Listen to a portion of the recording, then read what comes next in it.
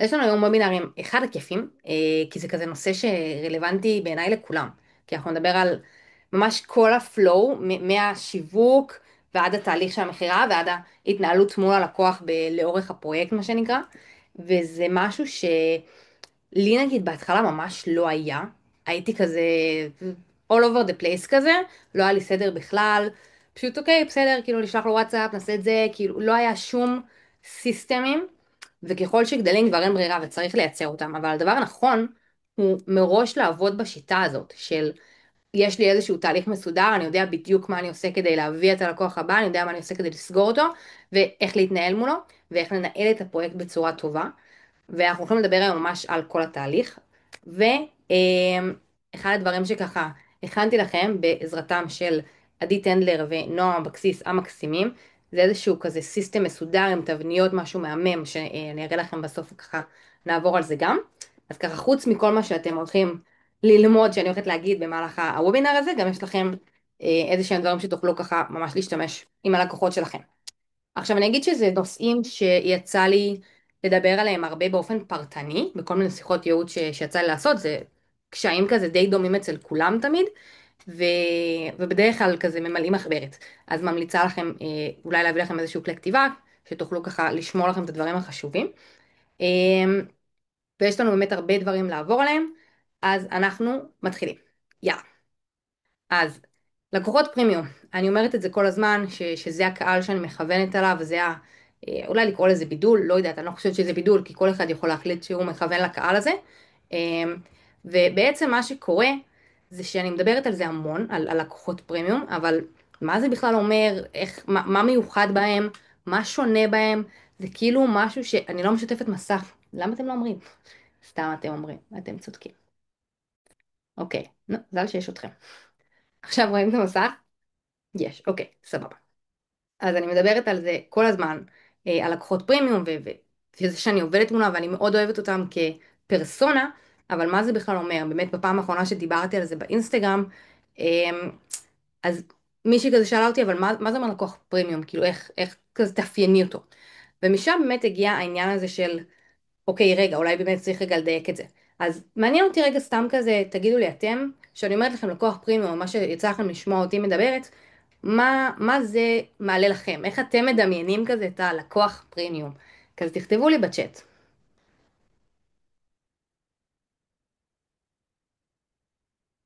יזמים, יפה.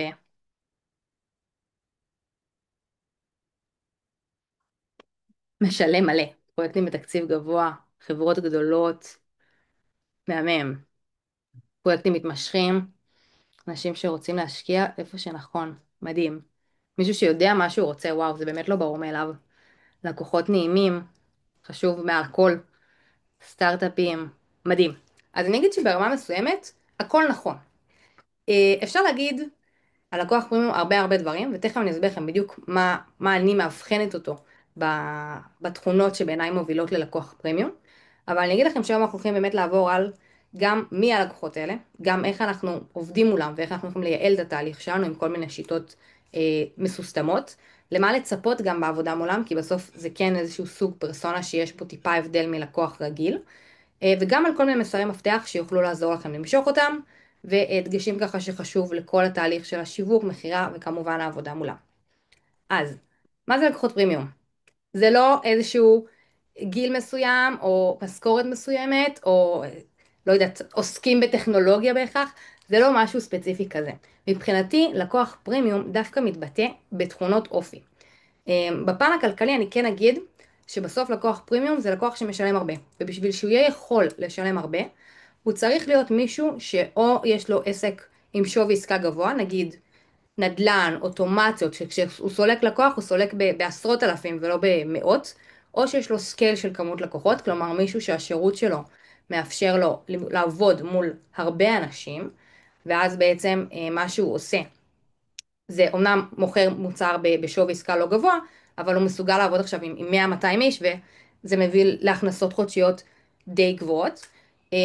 או אם זה לא מישהו שעכשיו, יכול להיות אגב לקוח פרימיום, שמישהו שפתח את העסק אתמול, ולא מישהו שעכשיו כבר יש לו לקוחות ויש לו תקציב, אבל שהוא כמו שאמרנו, אנשים שהם יזמים, אנשים שזה כנראה לא העסק הראשון שלהם, שיש להם מקורות תזרים אחרים, אם זה עסקים אחרים שיש להם, או בכללי פשוט שהם כבר במצב כלכלי יותר טוב מהשקעות קודמות, ואז הם יכולים להקים עסק חדש, ומראש מה שנקרא hit the ground running, לבוא בתקציב גבוה, ולהתחיל מראש למצב את עצמם כעסק פרימיום.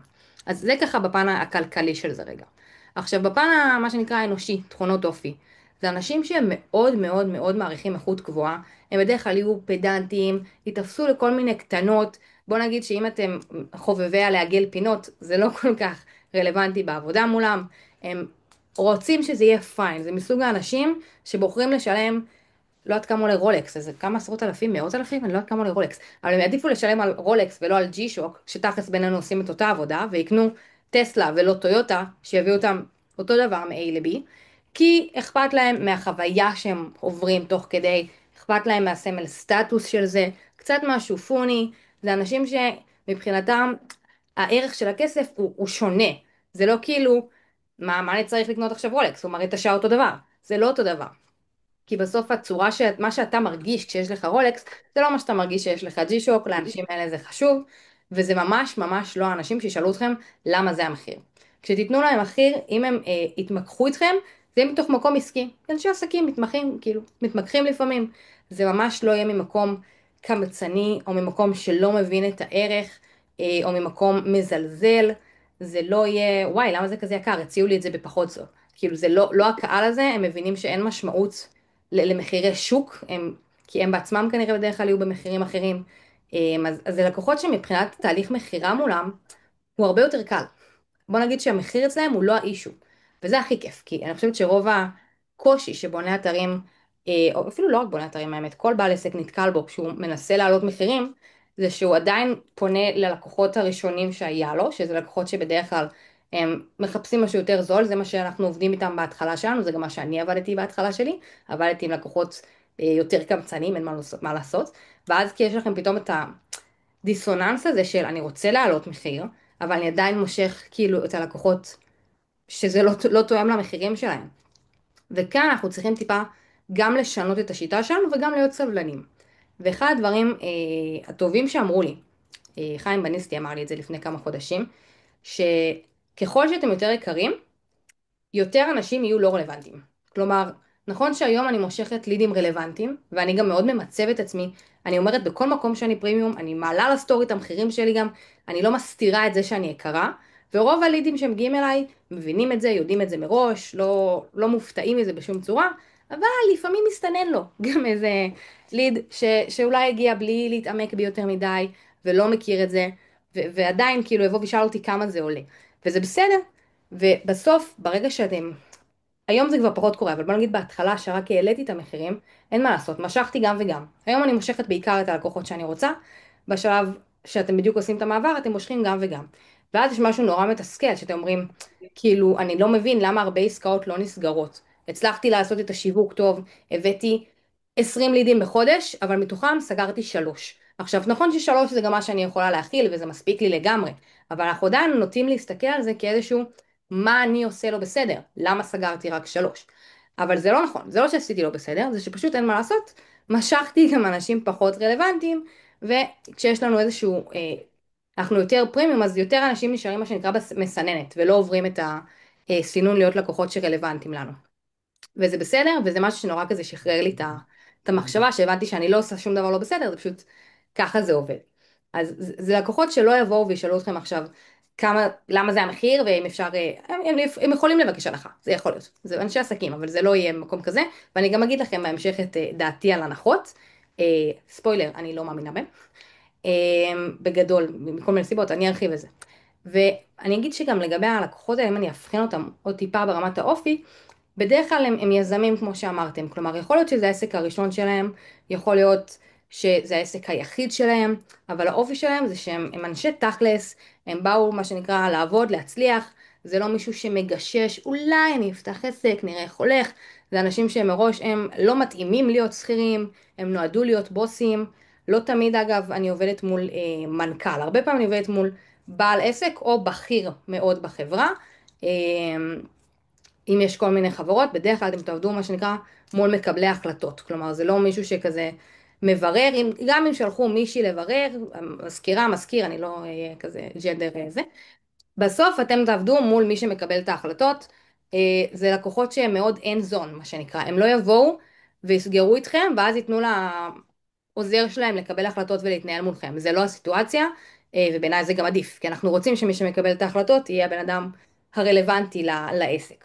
אז זה הסוג של הלקוחות האלה, אם אני ככה אכמת אותם, הם אנשים שמאוד חיים את עולם העסקים, זה אנשים שהתפיסה שלהם לגבי כסף היא שונה.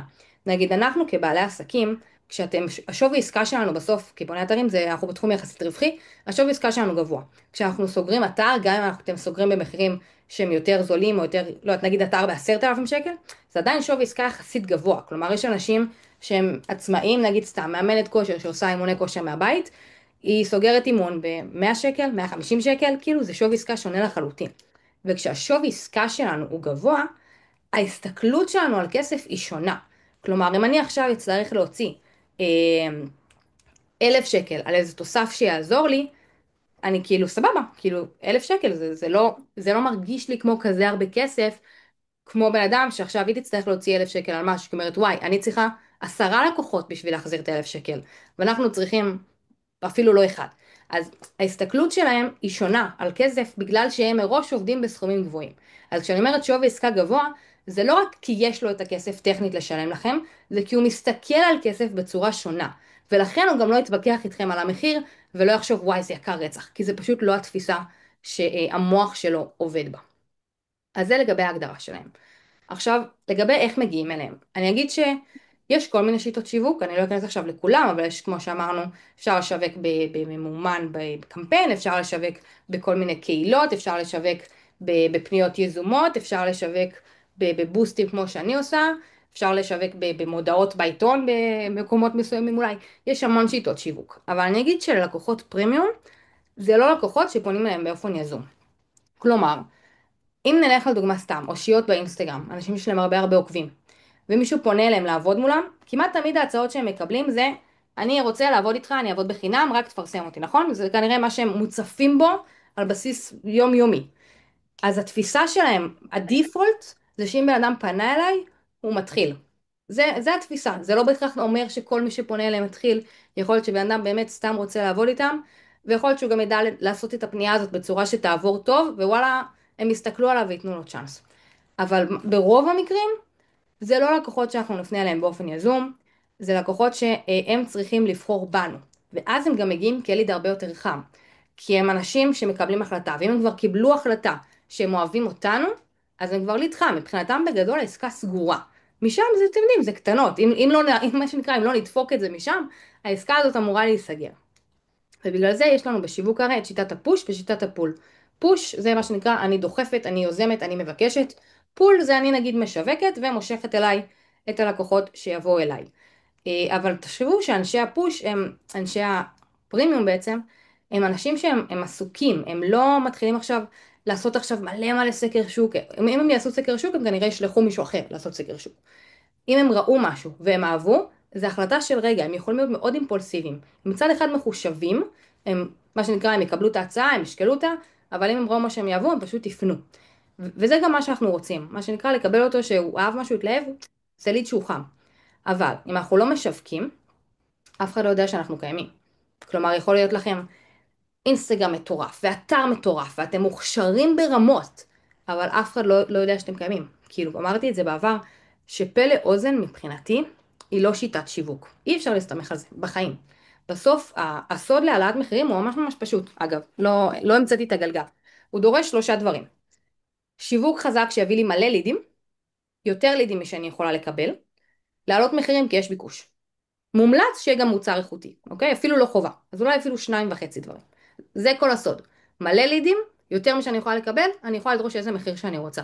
נטו כי יש יותר ביקוש מהיצע, מה שנקרא. זה כל תורת הרי העולם שלנו מבחינת מחירים וכספים. אז אין פה יותר מדי איזשהו סוד. אבל בשביל להגיע למלא לידים יותר משאני יכולה להכיל, צריך לשווק, ואנחנו נדבר בדיוק עוד שנייה על הפן של השיווק. ועד פה יש איזה שהן שאלות שאתם רואים פה, בוא נראה, אוקיי. איך מראש אני מטרגטת, אני אדבר על כמה מסרים חשובים שתוכלו לשלב בשיווק. אוקיי, סבבה. אז איך נמשוך אותם? קודם כל, המוצר שלכם צריך להיות איכותי. הוא צריך להיות איכותי והוא צריך להיות מוצג איכותי. כלומר, אני רואה הרבה ששמים כל מיני מוקאפים כאלה, נורא נורא, כל מיני מסך מחשב, דברים, אבל העיצוב שלכם פתאום נורא נורא קטן, ולא רואים בו כלום, וחבל. כי הוא המוצר, לא המוקאפ. המוקאפ לא מעניין אף אחד.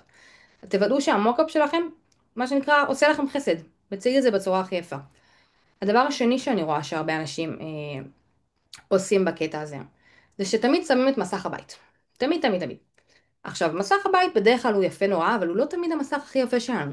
לפעמים וואלה יוצא שיש מסך אחר יותר מעניין. אז שימו את זה. שימו במוקאפים שלכם את זה. עוד דבר זה באמת שימו מוקאפים של האתר עצמו. כלומר, תמונות אווירה זה כיף ונחמד, אבל אם תסתכלו רגע על האתר שלי, אני רגע אכנס אליו. רואים את הכרטיסייה השנייה שלי, נכון? שאני אדע שרואים את האתר שלי. תכתבו לי. רואים, יופי, אוקיי. האתר שלי נגיד, הדבר הראשון שיש פה בגדול מבחינת פרויקטים זה כל מיני, זה כאילו, האתר עצמו, מה שנקרא, צילומי מסך. זה לא כל מיני מוקאפים, אין פה, שימו לב, אין פה מוקאפים מיוחדים בכלל. מסגרת, כאילו עיגול פינות, סלמת. אין פה שום דבר שמסתיר לי את העיצוב, גם פה. זה אפילו לא טלפון, זה נטו מסגרת. באזור של הפרויקטים לדוגמה, אז יש לי תמונות אווירה, שזה קטע מגניב וזה נחמד, אבל במחשב אני מרשה לעצמי לעשות את זה כי יש לי את האפקט מעבר עכבר. במובייל, למי שיצא לו להיכנס לדף הזה אצלי מהמובייל, אין את התמונות אווירה. אני לא לוקחת סיכון שמישהו ייכנס לפה ויראה לי תמונות אווירה. את מי זה מעניין? זה נחמד, זה גימיק מגניב, אבל המוקאפים זה מה שמוכר אתכם, כי זה העבודה שלכם. אז כשאתם שמים באתר שלכם פרויקטים, שימו מוקאפים. בעמוד הראשי חייב להיות מוקאפים. לא תמונות אווירה, לא מלא מלא תוכן עליכם, לפני שיש מוקאפים, הוכחות, להראות מה עשיתם. זה החלק הכי הכי חשוב, וזה משהו שאני רואה ככה שחוזר על עצמו. אז זה לגבי התצוגה של מוצר איכותי. בסושיאל, אפילו אני ממליצה הרבה על סרטונים, אבל זה לא חובה אם אתם לא אוהבים. אגב, סרטון גם לא חייב לכלול סרטון שאתם כאילו מדברים בו. זה יכול להיות סרטון פשוט שעשיתם. או, מה זה? שמעת מישהו? אוקיי. כן, מעולה. שנייה, רות, אני אשתיק אותך. אוקיי. זה לא חייב להיות סרטון שאתם מדברים בו.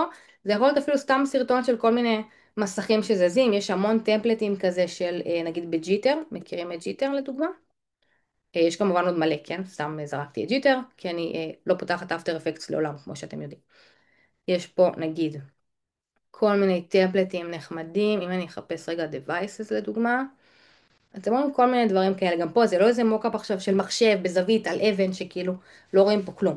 כל מיני דברים כאלה קטנים, זה כן מוסיף איזושהי תנועה אם אתם רוצים משהו שתופס את העין טיפה יותר מתמונה סטטית, אבל אפשר גם תמונה סטטית, רק שהיא תהיה מה שנקרא מעוצבת טוב. אתם מוכרים עיצוב, אין מה לעשות, גם הדברים שאתם מעצבים לסושיאל צריכים להיראות ממש ממש טוב.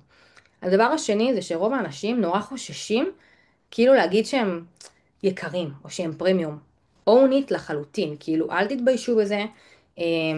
אתם רוצים מראש לסנן את האנשים מה שנקרא, יש להם תקציב של פחית של קולה. זה בסדר גמור לבוא ולהגיד, אני יקר, ואני גאה בזה שאני יקר. כאילו, ברגע שאתם מראש כבר אומרים את זה, אם תשימו לב, נגיד אצלי באינסטגרם, בשם רשום אתרי אנימציות פרימיום. מראש אמרתי את זה, ועדיין אני מצליחה למשוך מדי פעם איזה מישהו שהוא לא בתקציב, אבל בוא נגיד שזה סינן את זה ממש ממש טוב. וזה עזר לי הרבה יותר, כי יש לי הרבה פחות לידים לא רלוונטיים, הרבה פחות שיחות שמבזבזות לי את הזמן. מי שלא רלוונטי פשוט לא בא. אני מעדיפה שיגיעו לי 5 לידים ולא 20, במקום 15 לידים שאני צריכה לבזבז את הזמן שלי בלדבר איתם בשביל להבין שאין להם את התקציבים האלה. ואז גם אני יודעת לדייק את השיווק שלי כמובן. השיווק שלכם צריך להיות טוב. כמו שאמרתי, אנחנו גם רוצים שהפוסטים שמציגים את הפרויקטים צריכים להיות מוצבים כמו שצריך, וגם מבחינת תקציבים חייב להשקיע בשיווק שלנו, כי אף אחד לא ידע שאנחנו קיימים, לצערי הרב, בלי ממומן. אין לנו דרך אחרת להסתמך נטו נטו על אורגני, זה ממש לא אותו אפקט. בואו ננסה רגע, אני אנסה שנייה להראות לכם אולי נתונים מהאינסטגרם, נראה איך זה מראה את זה מהמחשב. שתראו את ההבדל בין אורגני לממומן. נסתכל שנייה פה, אם זה מראה את זה. הוא מראה תובנות? כן, אוקיי. בואו ניקח לדוגמה, אני אשים את זה פה. העליתי השבוע פוסט, אתמול, של עיצוב מקורי למסך ראשי, כשיש לי עוד אחד כזה, מלפני בערך כמה שבועות. אוקיי? שני פוסטים בגדול די זהים בקונספט. עכשיו, מה שהעליתי אתמול, הוא מה שנקרא, הוא לא עבר ממומן בכלל, אורגני לחלוטין. וזה עוד כשיש לי לא מעט עוקבים ומעורבות די גבוהה. אורגני לחלוטין, יש לו 200 לייקים כמעט, 100 שמירות, ובואו נראה, זה הביא 5 עוקבים בצורה אורגנית. כלומר, אנשים ששיתפו את זה, ראו, אהבו, 5 עוקבים בצורה אורגנית. סך הכל נתון לא רע, לא אורגני. אבל, בואו נראה את השני, שכן עבר ממומן, הוא עדיין בממומן אגב, בואו נראה רגע אגב תקציבים שלו, נגיד של המודעה, הוצאתי עליו 684.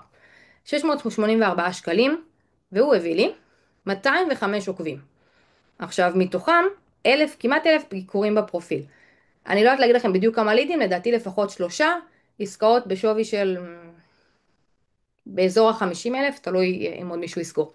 אז כאילו, בכמה זמן זה ממומן? 23 ימים. אז אם תחשב ליום, זה עלות 30 שקל ליום. זה הכל. 30 שקל ליום. וה-30 שקל ליום האלה מחזירו עסקאות בשווי של בערך 50,000 שקלים.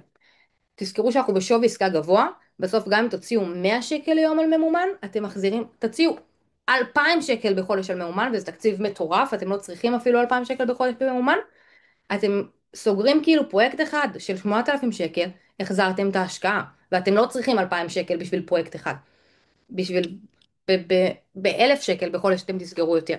זה כאילו החזר השקעה ממש ממש משמעותי, ואני יודעת שרוב האנשים לא עושים את זה כי זה כזה ביצה ותרנגולת.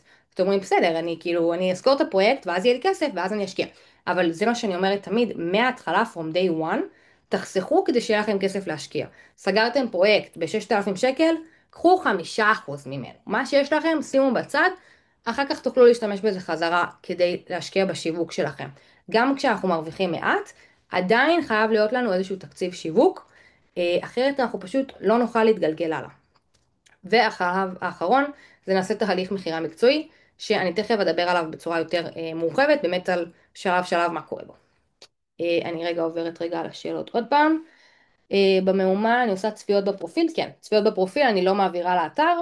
אה, זה קצת עניין של העדפה, אני מעדיפה שיגיעו לפרופיל, כי הפרופיל שלי גם מאוד מרשים.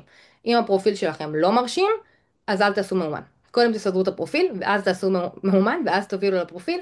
לאתר אני פחות אוהבת, אני אגיד שיצא לי בעבר לעשות ממש קמפיין ממומן, כמו שלדוגמה אני בטוחה שאני רודפת את כולכם מהמודעות של הסדנאות. יצא לי ממש לעשות קמפיין מאומן כזה שמוביל לדף נחיתה, והוא הביא תוצאות מזעזעות. אני לא חושבת שזה מתאים לתחום שלנו, מהניסיון שלי ומהניסיון של קולגות דומות לי, אז אני לא ממליצה על דפי נחיתה לאתר. בעיניי האינסטגרם לסוג לקוחות הזה, שאני מאוד ממליצה עליו בחום, עובד הכי הכי טוב. וזה פוסט שמכוון לבוני אתרים ובכל זאת הביא לידים של לקוחות. זה נכון? דיברתי על זה היום עם מישהו, זה באמת, הפוסטים האלה תופתעו. היה לי ליד שממש הביא, יש את הפוסט הקודם, אגב, זה אותו אחד כאילו. יש את החלק האחרון שלו, הגריד, ממש ליד שלח לי, אני רוצה כזה. תני לי הצעת מחיר לאתר כזה, סבבה? וזה פוסט שלא מכוון ללקוחות ועדיין זה עבד מעולה. למה לשים מאומן על פוסט שמיועד לבוני אתרים אם זה לא קהל היעד של לקוחות פרמיום? א', כי זה עובד, אני פשוט אוהבת לשים פוסט על מה שחזק אורגנית. ב', כי בסוף תזכרו שלייצר תוכן, אגב, אין פה מיועד לבוני אתרים בהכרח, כן? מבחינתי, כל תוכן מקצועי שאתם שמים, שמרגיש לכם אולי מיועד לבוני אתרים, ממצב אתכם, כי אני טוב במה שאני עושה, אני מבין במה שאני עושה, ואני מוביל קהל במה שאני עושה. או מה שנקרא, הלקוח ראה אתכם, אהב אתכם, הוא השאיר פרטים, אולי עשה עוקב. הוא לא יעשה לכם לייקים בשוטף, הוא לא יגיב לכם בשוטף, הוא לא ישמור דברים שלכם בשוטף, כי מה זה מעניין אותו? הוא בא, קיבל את זה שלו והלך. עכשיו מצד אחד זאת המטרה שלנו, אני רוצה שלקוח פשוט יפנה אליי, ישלם לי, יעבוד איתי ונתקדם. אבל אני רוצה גם שהפרופיל שלי כל הזמן ישפר את הנראות שלו, שהוא יהיה פעיל, שיהיה הרבה עוקבים, כי זה משהו שאין מה לעשות, הוא עושה אפקט. כשאתם נכנסים לפרופיל של בעל עסק ורואים שם 10,000 עוקבים, אתם כנראה סומכים עליו יותר מפרופיל של מישהו שיש לו 300 עוקבים. הפסיכולוגיה שלנו היום היא שונה. האם זה נכון לסמוך עליו יותר? לא בהכרח, אבל זה עובד. מאומן במה? פייסבוק אינסטוש. אני מאוד אוהבת את הבוסטים של אינסטגרם, הם עובדים לדעתי, כאילו רואים את זה אולי גם בפייסבוק, האמת שלא יצא לי לבדוק. לא נראה, אולי, בעצם, לא בטוחה. אבל זה עובד מעולה, גם אם זה רק באינסטגרם, אז זה עדיין עובד מעולה. זה לא קמפיין, מה שנקרא, זה לא קמפיין ממומן שמוגדר עם קהל וכדומה. בוסט הכי בסיסי שיש. מה התוכן של המודעות שלוקח, מושך לקוחות פרימיום? אז אני אדבר על זה תכף מבחינת מסרים. מה היית ממליצה אם אני פחות אוהב להיות מול המסך? פרויקטים, מלא מלא מוקאפים מדהימים של פרויקטים ופוסטים של ערך, שמציגים את המומחיות שלך. הרי בסוף אנחנו נוטים לחשוב שאנחנו אוקיי, סבבה, אז אנחנו מעצבים טובים, או אולי אנחנו טובים דווקא בפיתוח, וזה כל מה שיש לנו. אבל בסוף, כשלקוח הרי מגיע אליכם ומתייעץ איתכם על דברים, ואומר, אני לא יודע אם כדאי לעשות את זה, או אם כזה בחנות, אולי פיצ'ר כזה, אולי כדאי לעשות כזה אזור בדף נחיתה, או לשים כזה תוכן, הוא מתייעץ איתכם כי אתם יודעים, ויש לכם מלא ידע, ואתם כאילו לא חושבים על לחלוק את הידע הזה הלאה. וזה מסוג הדברים הקטנים, שבסוף נורא נורא מלמדים לקוח, ונורא נורא נותנים לו, גם נותנים לו ערך, כי אתם מלמדים אותו משהו, וגם ממצבים אתכם, כי, וואלה, אוקיי, סבבה, הוא מבין במה שהוא עושה. הרי כמו שלקוח שמנהל איתכם שיחה ושואל שאלות ומקבל תשובות, מעריך אתכם על וואי, אוקיי, הוא מבין מה הוא עושה, אז גם אם הוא לא עבר איתכם שיחה ורק רואה את זה בצורה של פוסט של ערך, הוא עדיין מקבל את אותו תחושה. אמרו באינסטגרם יותר להעלות תוכן שלא קשור לבניית אתרים, אלא לחיים אישיים. אני חושבת שכדאי לשלב. אה, אני אגיד שאני לא מעלה המון תוכן של חיים אישיים, בעיקר כי אני עובדת כל כך הרבה שעות ביום, שעד שאני כבר בחיים האישיים שלי אני לא בטלפון. אבל אני חושבת שעדיין מהמעט שאני כן מעלה, זה יוצר את החיבור, אנשים מכירים אותי, אנשים, אם לא יודעת, יוצא לי להגיע לכל מיני כנסים, אז מרגישים בנוח לבוא ולהגיד לי שלום, וזה חיבור שאנחנו רוצים לעשות, כי בסוף מרגישים אותו, חווים אותו, אנשים מרגישים איתנו יותר בנוח, ואם מישהו מרגיש איתי יותר בנוח, הוא ירצה לעבוד איתי. וכן, סטורים זה דרך מעולה, אני לא מעלה כמעט, אני לא חושבת שהעליתי המון זמן פוסט שקשור לחיים האישיים כמעט. אז סטורים זה דרך מעולה לעשות את זה בצורה שהיא כזאת קלילה. איך אפשר להגדיל עוקבים? בוסטים. זה כל כך, זה ממש, את קונה את העוקבים ברמה מסוימת. כן חשוב שיהיה תוכן שמעניין אותם לאורך זמן, אבל ברוב המקרים, מה שנקרא עוקב שנכנס, ברוב המקרים יישאר. האחוזי נטישה הם לא מאוד גבוהים באינסטגרם, אלא אם כן ממש עשינו משהו שכזה שנוי במחלוקת ומעצבן מישהו ועלול לגרום איזשהו אנטיגוניזם שאנשים ינטשו אותנו. בדרך כלל מישהו כבר עניינת אותו, הוא נשאר והוא יישאר לאורך זמן. בבקשה, יודעים שאני מטיילת עם הכלב. נכון, אתם גם יודעים את השם של הכלב? אני בטוחה שיודעים את השם של הכלב. בואו נראה מי יענה ראשון. וואי, אם לא יודעים אז אולי אני לא עושה עבודה כזה טובה. לא קוראים לו כלב. לא נורא. גנקו.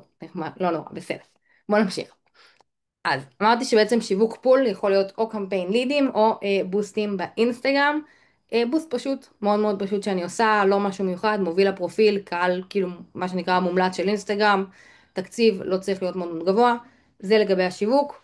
עכשיו, בואו נדבר על החלק, מה שנקרא, לפני שאני בכלל שמה את הכסף על כאילו, על בוסט, מה צריך להיות לי בפרופיל. איך אנחנו יכולים ליצור פרופיל שהוא מרשים, שלקוח יראה אותו, לקוח, מה שנקרא פרימיום יראה אותו, ויחשוב שאתם טובים במה שאתם עושים וירצה לפנות אליכם.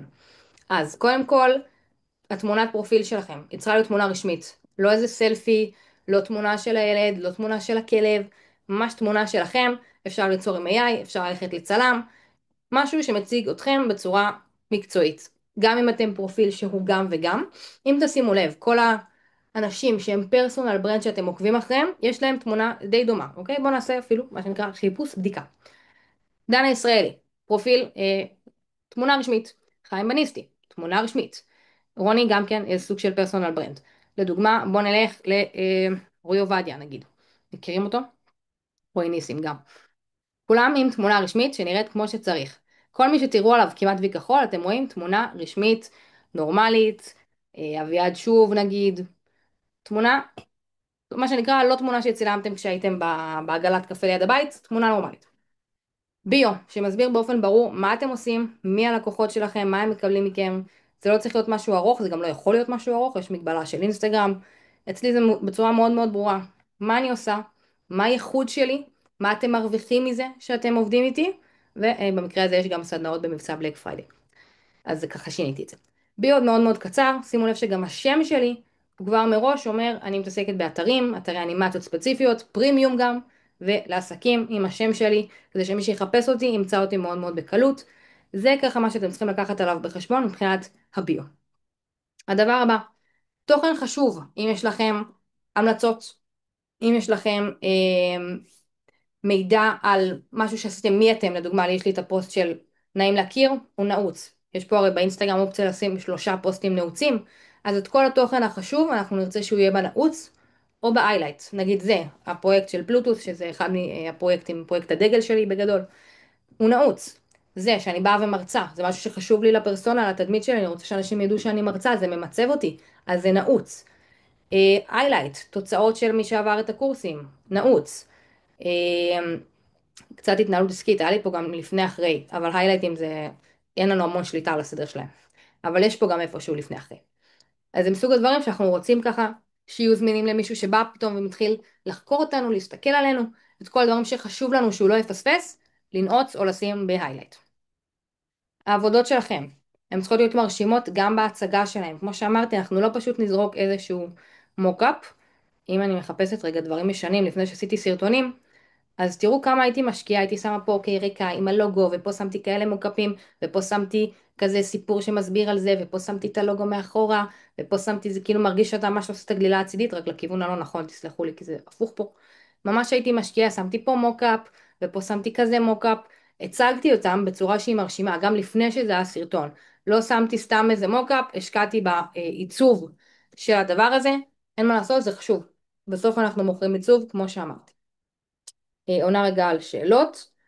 לא מספיק לשים לוגו, אני חושבת שהיום העולם הולך לכיוון של פרסונל ברנד. אין מה לעשות, אנחנו רוצים לדעת מי האנשים שאנחנו עובדים מולם.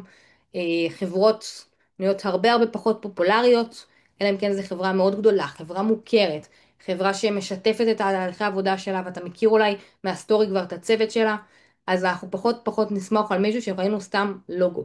אנחנו דווקא רוצים ליצור את החיבור האישי, זה מה שגורם לאנשים בסוף לבחור בכם, דווקא החיבור האישי. מה עם מילות מפתח בביו? זה רעיון לא רע, רעיון לא רע, האמת. נשים שם כל מיני מילות מפתח של אתרים. אה, צריך באמת ככה לבחון שנייה, אני לא מומחית מה שנקרא ב-SEO של האינסטגרם, לבדוק אולי יש דרך לראות מה המילים הכי מחופשות, אבל זה יכול להיות יעיל. עם מה אני עורכת את הסרטון שבתוך הסרטון? ויד, מאוד מאוד פשוט. מצלמת סרטון שלי עם הטלפון, מצלמת סלפי אפילו, לא משקיעה מעבר. מדביקה על זה צילום מסך של האתר, שפשוט אני גוללת ומקליטה את המסך, מעגלת לו פינות, וזהו. מאוד לא מושקע. באיזה תוכנה אני עושה את כל העיצובים? פיגמה. כל מה שאני מעצבת שניתן לעצב בפיגמה, אני עושה בפיגמה, אני מתעצלת לפתוח דברים אחרים. מה עם שם העסק, לא השם שלך?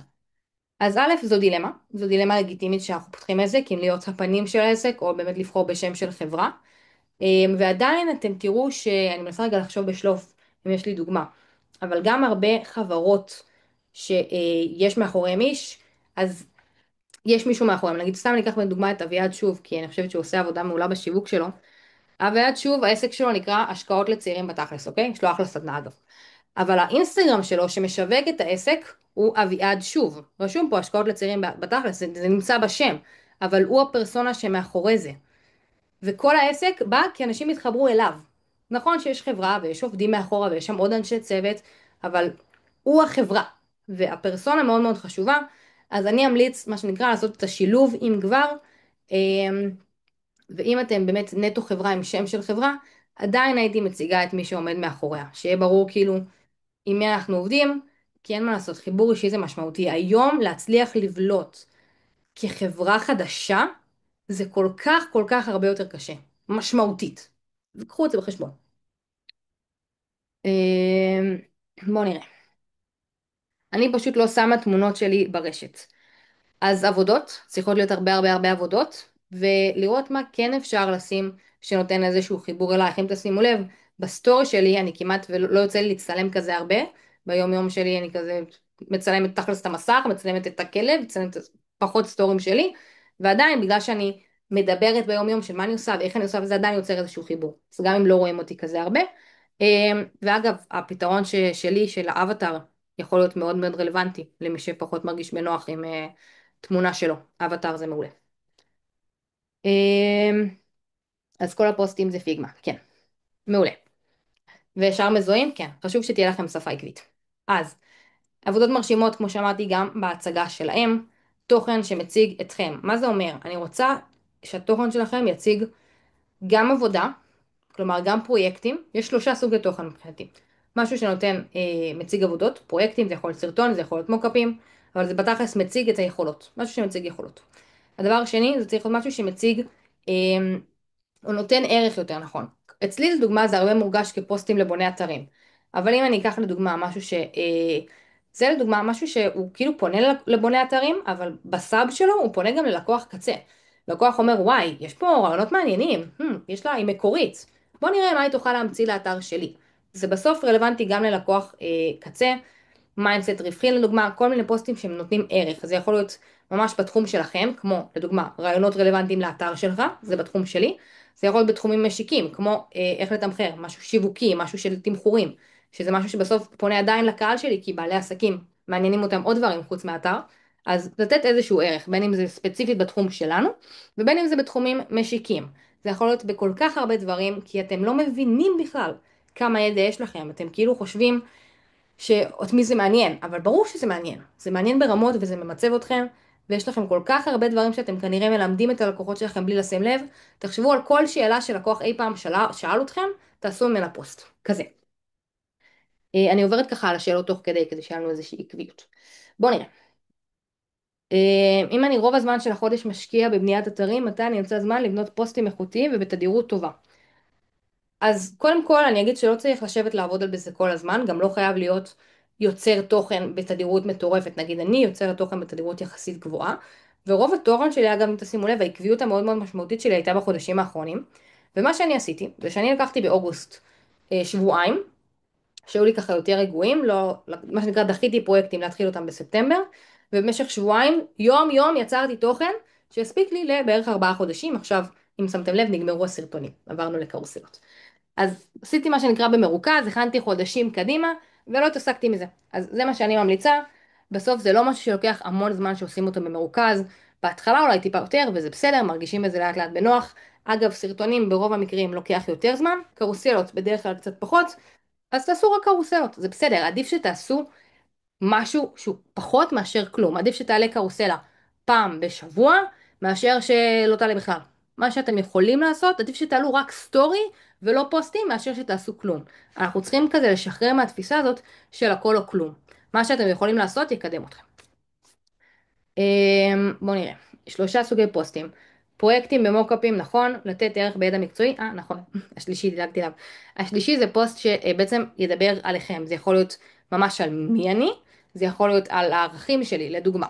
אם ניקח אצלי דוגמה, הפוסט הזה שמציג את זה שאני מרצה, פוסט שמדבר עליי. פוסט של נעים להכיר, פוסט שמדבר עליי.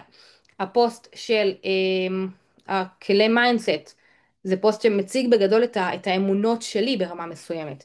זה מדבר על מה אני חושבת שחוקי מיינדסט חשובים, דברים שאני למדתי.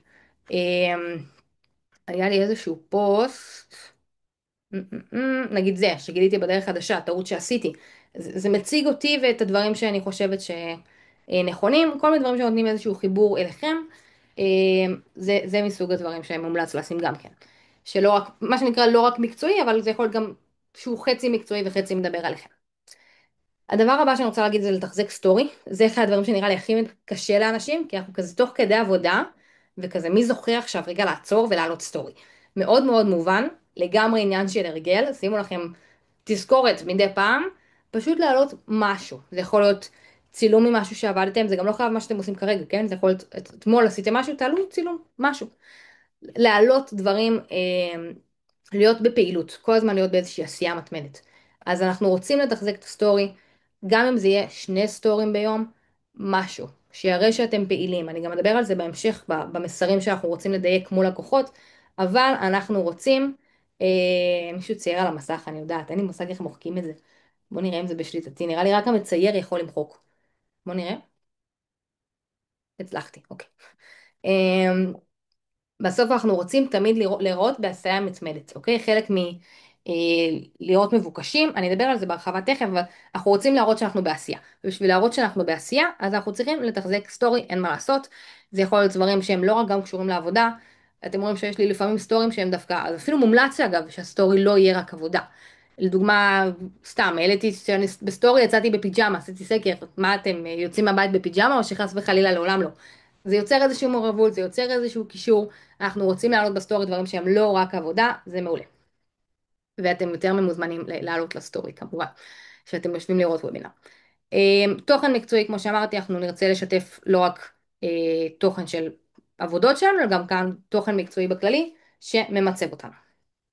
אז, איזה מסרים אנחנו רוצים להדגיש, אוקיי? בתוכן שלנו. עכשיו, זה לא חייב להיות ב-obvious של אני איכותי, זה בסאבטקסט הרבה פעמים. נגיד, אנחנו נרצה לדבר על איכות מעל הכל, ואני חושבת שזה אחד הדברים שאצלי, נגיד באינסטגרם, אני מאוד משתדלת להעביר, שאני מראה, שאני עובדת על כל פרויקט המון המון שעות, כי האיכות חשובה לי. אני אומרת על זה שאני נותנת אקסטרות ללקוחות, כי האיכות חשובה לי. אני מדברת על דברים שאני עושה שהם מושקעים ביותר, כי איכות חשובה לי. זה הסאבטקסט שעובר.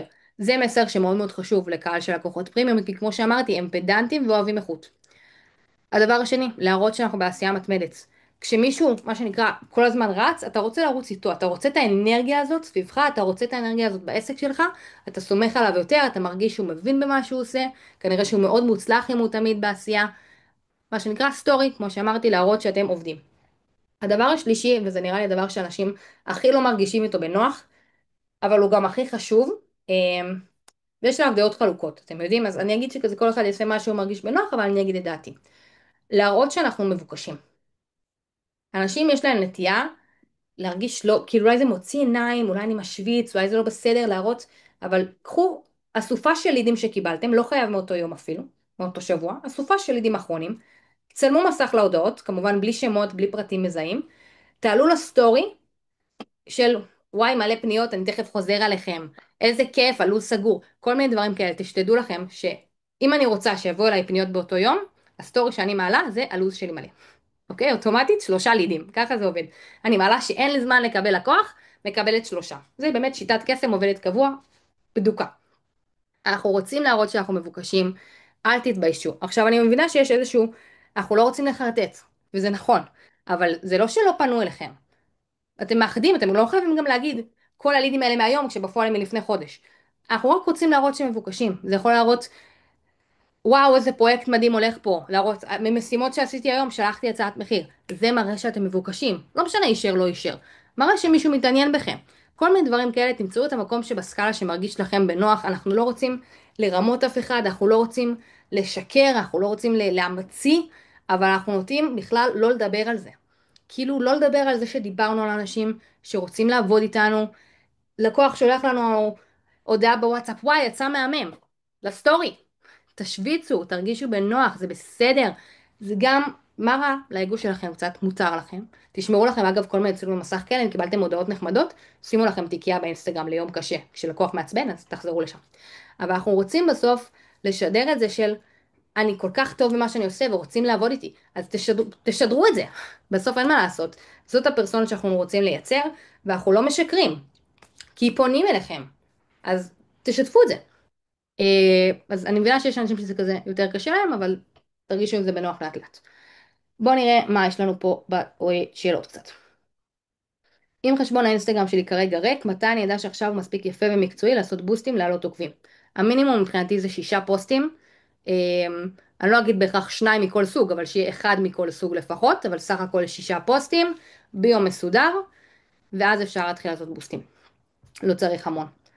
לקוחות רוצים גם להרגיש שההצעות שאנחנו מגישים הן הצעות הוגנות מוטות כלפיהם. לא לגמרי הבנתי, אבל אולי תסביר. למי שקשה לציין את הפנים, אפשר להסתכל בעמוד, אוקיי, מעולה, יש שם איזשהו עמוד שתוכלו להסתכל עליו, שאולי יהיה לכם קצת רפרנס. מקווה שאין פה לקוחות פוטנציאליים שעוקבים אחריי, למה? לא שיקרתי, לא אמרתי שום דבר, זאת האמת, באמת קיבלתי את הלידים. אני אפילו לא מספיקה לצלם את כל הלידים תמיד. אוקיי, הדבר הבא שאנחנו רוצים באמת להדגיש, זה שאנחנו מבינים במה שאנחנו עושים. שזה אנחנו עושים בצורה של פוסטים של ערך, בצורה של סטורים שמדברים על דברים שעשינו או שלמדנו. לדוגמה, אם תסתכלו, אגב, סטורי מעולה בקטע הזה זה של מיכאל קפלין, אני מקווה שאני לא עושה לו בלאגן בשם משפחה שלא יהרוג אותי. אבל הוא מעלה סטורים מעולים בקטע הזה, מעניין אם פה. מיכאל, אם אתה פה, תן סימן. מיכאל, איפה הוא? קפלין. וואי, למה זה לא מוצא לי אותו פתאום? אם אני אחפש באנשים שאני עוקבת אחריהם, סתם כי באמת אני חושבת שאפשר ללמוד הרבה מהסטורי שלו. חסר לך A, אז זה יצא מיכאל. אני לא חושב שהוא מיכאל, אני חושב שהוא פשוט אם קפלין או משהו כזה. אם קפלין. יפה, אני אם שמחה אני שעוד טועה. אנשים עוקבים. אם קפלין. לא מצאתי, לא נורא, תשלחו לו הודעה אני שפסנו ששלח. אותו. כן. אבל בעיניי יש לו אחלה סטורי בקטע הזה, הוא כל הזמן מעלה של הנה אני לומד את זה, והנה אני עושה את זה, והנה הוספתי ללקוח משהו כזה, כי הבעיה כזאת, כדי שלא יהיה ככה. זה כל מיני דברים כאלה שמעדכנים, שנורא ממצבים אתכם. הדבר השני זה שאנחנו רוצים להראות שאוהבים את העבודה שלנו, איתנו. אתם רואים, אני בטוחה שהרבה מכם נמצאים בכל מיני קהילות, אם זה קהילות, בקהילות שלי, בקהילות נגיד של סטיילנר זה מאוד נפוץ, לשלוח אתר שסיימתם, מקבלים מלא מחמאות, כי אנחנו קהילה מפרגנת, צלמו מסך לסטורי, אוקיי? תראו שאוהבים את מה שעשיתם, תראו שאנחנו אוהבים לעבוד איתנו, לקוח שלח לכם הודעה מפרגנת, לסטורי. זה כאילו, תרגישו בנוח, אני יודעת שזה כאילו דברים יש אנשים שזה מטרגט אצלהם אולי איזשהו משהו כזה, מה, אבל אני משוויץ וזה, וכאילו, תשוויצו, זה בסדר. אתם טובים במה שאתם עושים, אנשים אומרים לכם שאתם טובים במה שאתם עושים, אז שכולם ידעו שאתם טובים במה שאתם עושים. תרגישו מאוד מאוד בנוח עם זה, ואם זה משהו שקשה לכם, אז תרגישו מאוד מאוד בנוח לאט יותר, אבל תגיעו לשם. אמ, זה לדעתי. עכשיו, הדבר האחרון שמאוד חשוב לי במסרים, אנחנו מראש רוצים להגיד שאנחנו לא זולים. אנחנו לא מסתירים את זה, אנחנו לא מתביישים בזה. אתם לא חייבים להעלות מחירים לסטורי, אתם לא חייבים להעלות צילום מסך של החשבון בנק שלכם, אבל אתם ממש לא צריכים גם לבוא ולהגיד, מבצע אתר ב1,000 שקל ל5 הראשונים שפונים, אוקיי? זה הדבר האחרון שנרצה לשדר. אנחנו משדרים את מה שאנחנו רוצים להיות באמת, אוקיי? תמיד, תמיד, תמיד, לא יודעת אם זאת השקופית הבאה, אבל יש לי אחת כזאת. לא. מה שאנחנו משדרים זה מה שאנחנו נהיה, אז אנחנו לא נשדר שאנחנו זולים או שאין לנו לקוחות, אנחנו נשדר בדיוק את ההפך, וזה מה שנקרא מחשבה יוצרת מציאות. שוב, לא צריך לשקר, תשתמשו במה שיש לכם ותגדילו אותו. פשוט, אתם לא צריכים להגדיל אותו, פשוט תנו לו את הפוקוס, אתם לא עושים את זה, אבל פשוט תעשו את זה וזה לבד יעשה את האפקט. אז, כמו שאמרתי, השלב למחירי פרימיום הוא מאוד מאוד פשוט. מומלץ שיהיה מוצר מעולה, אבל תכלס הכי חשוב, שיווק טוב שמביא לכם יותר לידים שאתם יכולים לקבל, וביטחון במשפך שלכם. עכשיו, מה זה אומר? ביטחון במשפך שלכם זה אומר שאתם יודעים שיגיעו עוד לקוחות. וזה משהו שבמיינדסט לוקח לנו קצת זמן להגיע אליו. כי אנחנו מקבלים תמיד, אנחנו בדרך כלל לא מקבלים את הלידים 5 במכה, נכון? בדרך כלל זה מגיע באחד פה ושם. ואז אנחנו צריכים לבוא, להתנהל בביטחון, ולתת גם מחיר שאנחנו יודעים שאולי לא יסגרו. וזה השלב שאנחנו צריכים להרגיש ביטחון. עכשיו, אם עשינו את הכל נכון עד לפה, יש לנו שיווק עקבי, יש לנו בוסטים, אנחנו מביאים את הלידים, זה השלב שאנחנו פשוט צריכים רגע להיות, מה שנקרא, לסמוך על העבודה שעשינו, ולדעת שגם אם הלקוח הזה לא ייסגר, אני לא צריך להתאמץ, אני לא צריך להתחנן, אני לא צריך לשכנע, אני לא צריך לתת הנחה. אני יודע שיגיע עוד אחריו. מה שנקרא, זה באמת במיינדסט, להאמין שיש מאחריו עוד 10 שיגיעו. ובשלב הזה של כזה עוד, זה לא עקבי, נורא נורא קשה לעשות את זה. אבל אם עשיתם את השיווק נכון, אתם תצליחו, וזה בסדר אגב שזה יהיה הדרגתי. אני אגיד גם שאני העליתי מחירים בצורה מה זה הדרגתית. ממש ממש ממש הדרגתית.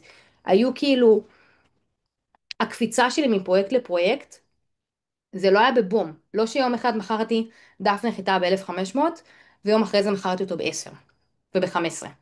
אז זה היה 1,500, ואז זה היה 3, ואז זה היה 5, ואז זה היה 8, ואז זה היה 9. כאילו, אצלי נגיד, מה שעזר לי בביטחון, זה אוקיי, אני יודעת שנגיד המוצר הזה שווה 20, וכרגע אני מוכרת אותו נגיד ב-10, אני לא אבקש עליו עכשיו 20, כי קשה לי, מודה, גם לי, בביטחון שלי, עם כמה שאני כאילו מצליחה למכור מחירים גבוהים יותר, קשה לי לעשות קפיצות משמעותיות. אז אני אעשה רגע, אוקיי, אז בואו ננסה למכור אותו ב-12. ברגע שמישהו אחד קנה אותו ב-12, אז אני כבר מרגישה מה זה בטוחה עם 12, ופעם הבאה אני אנסה ב-13.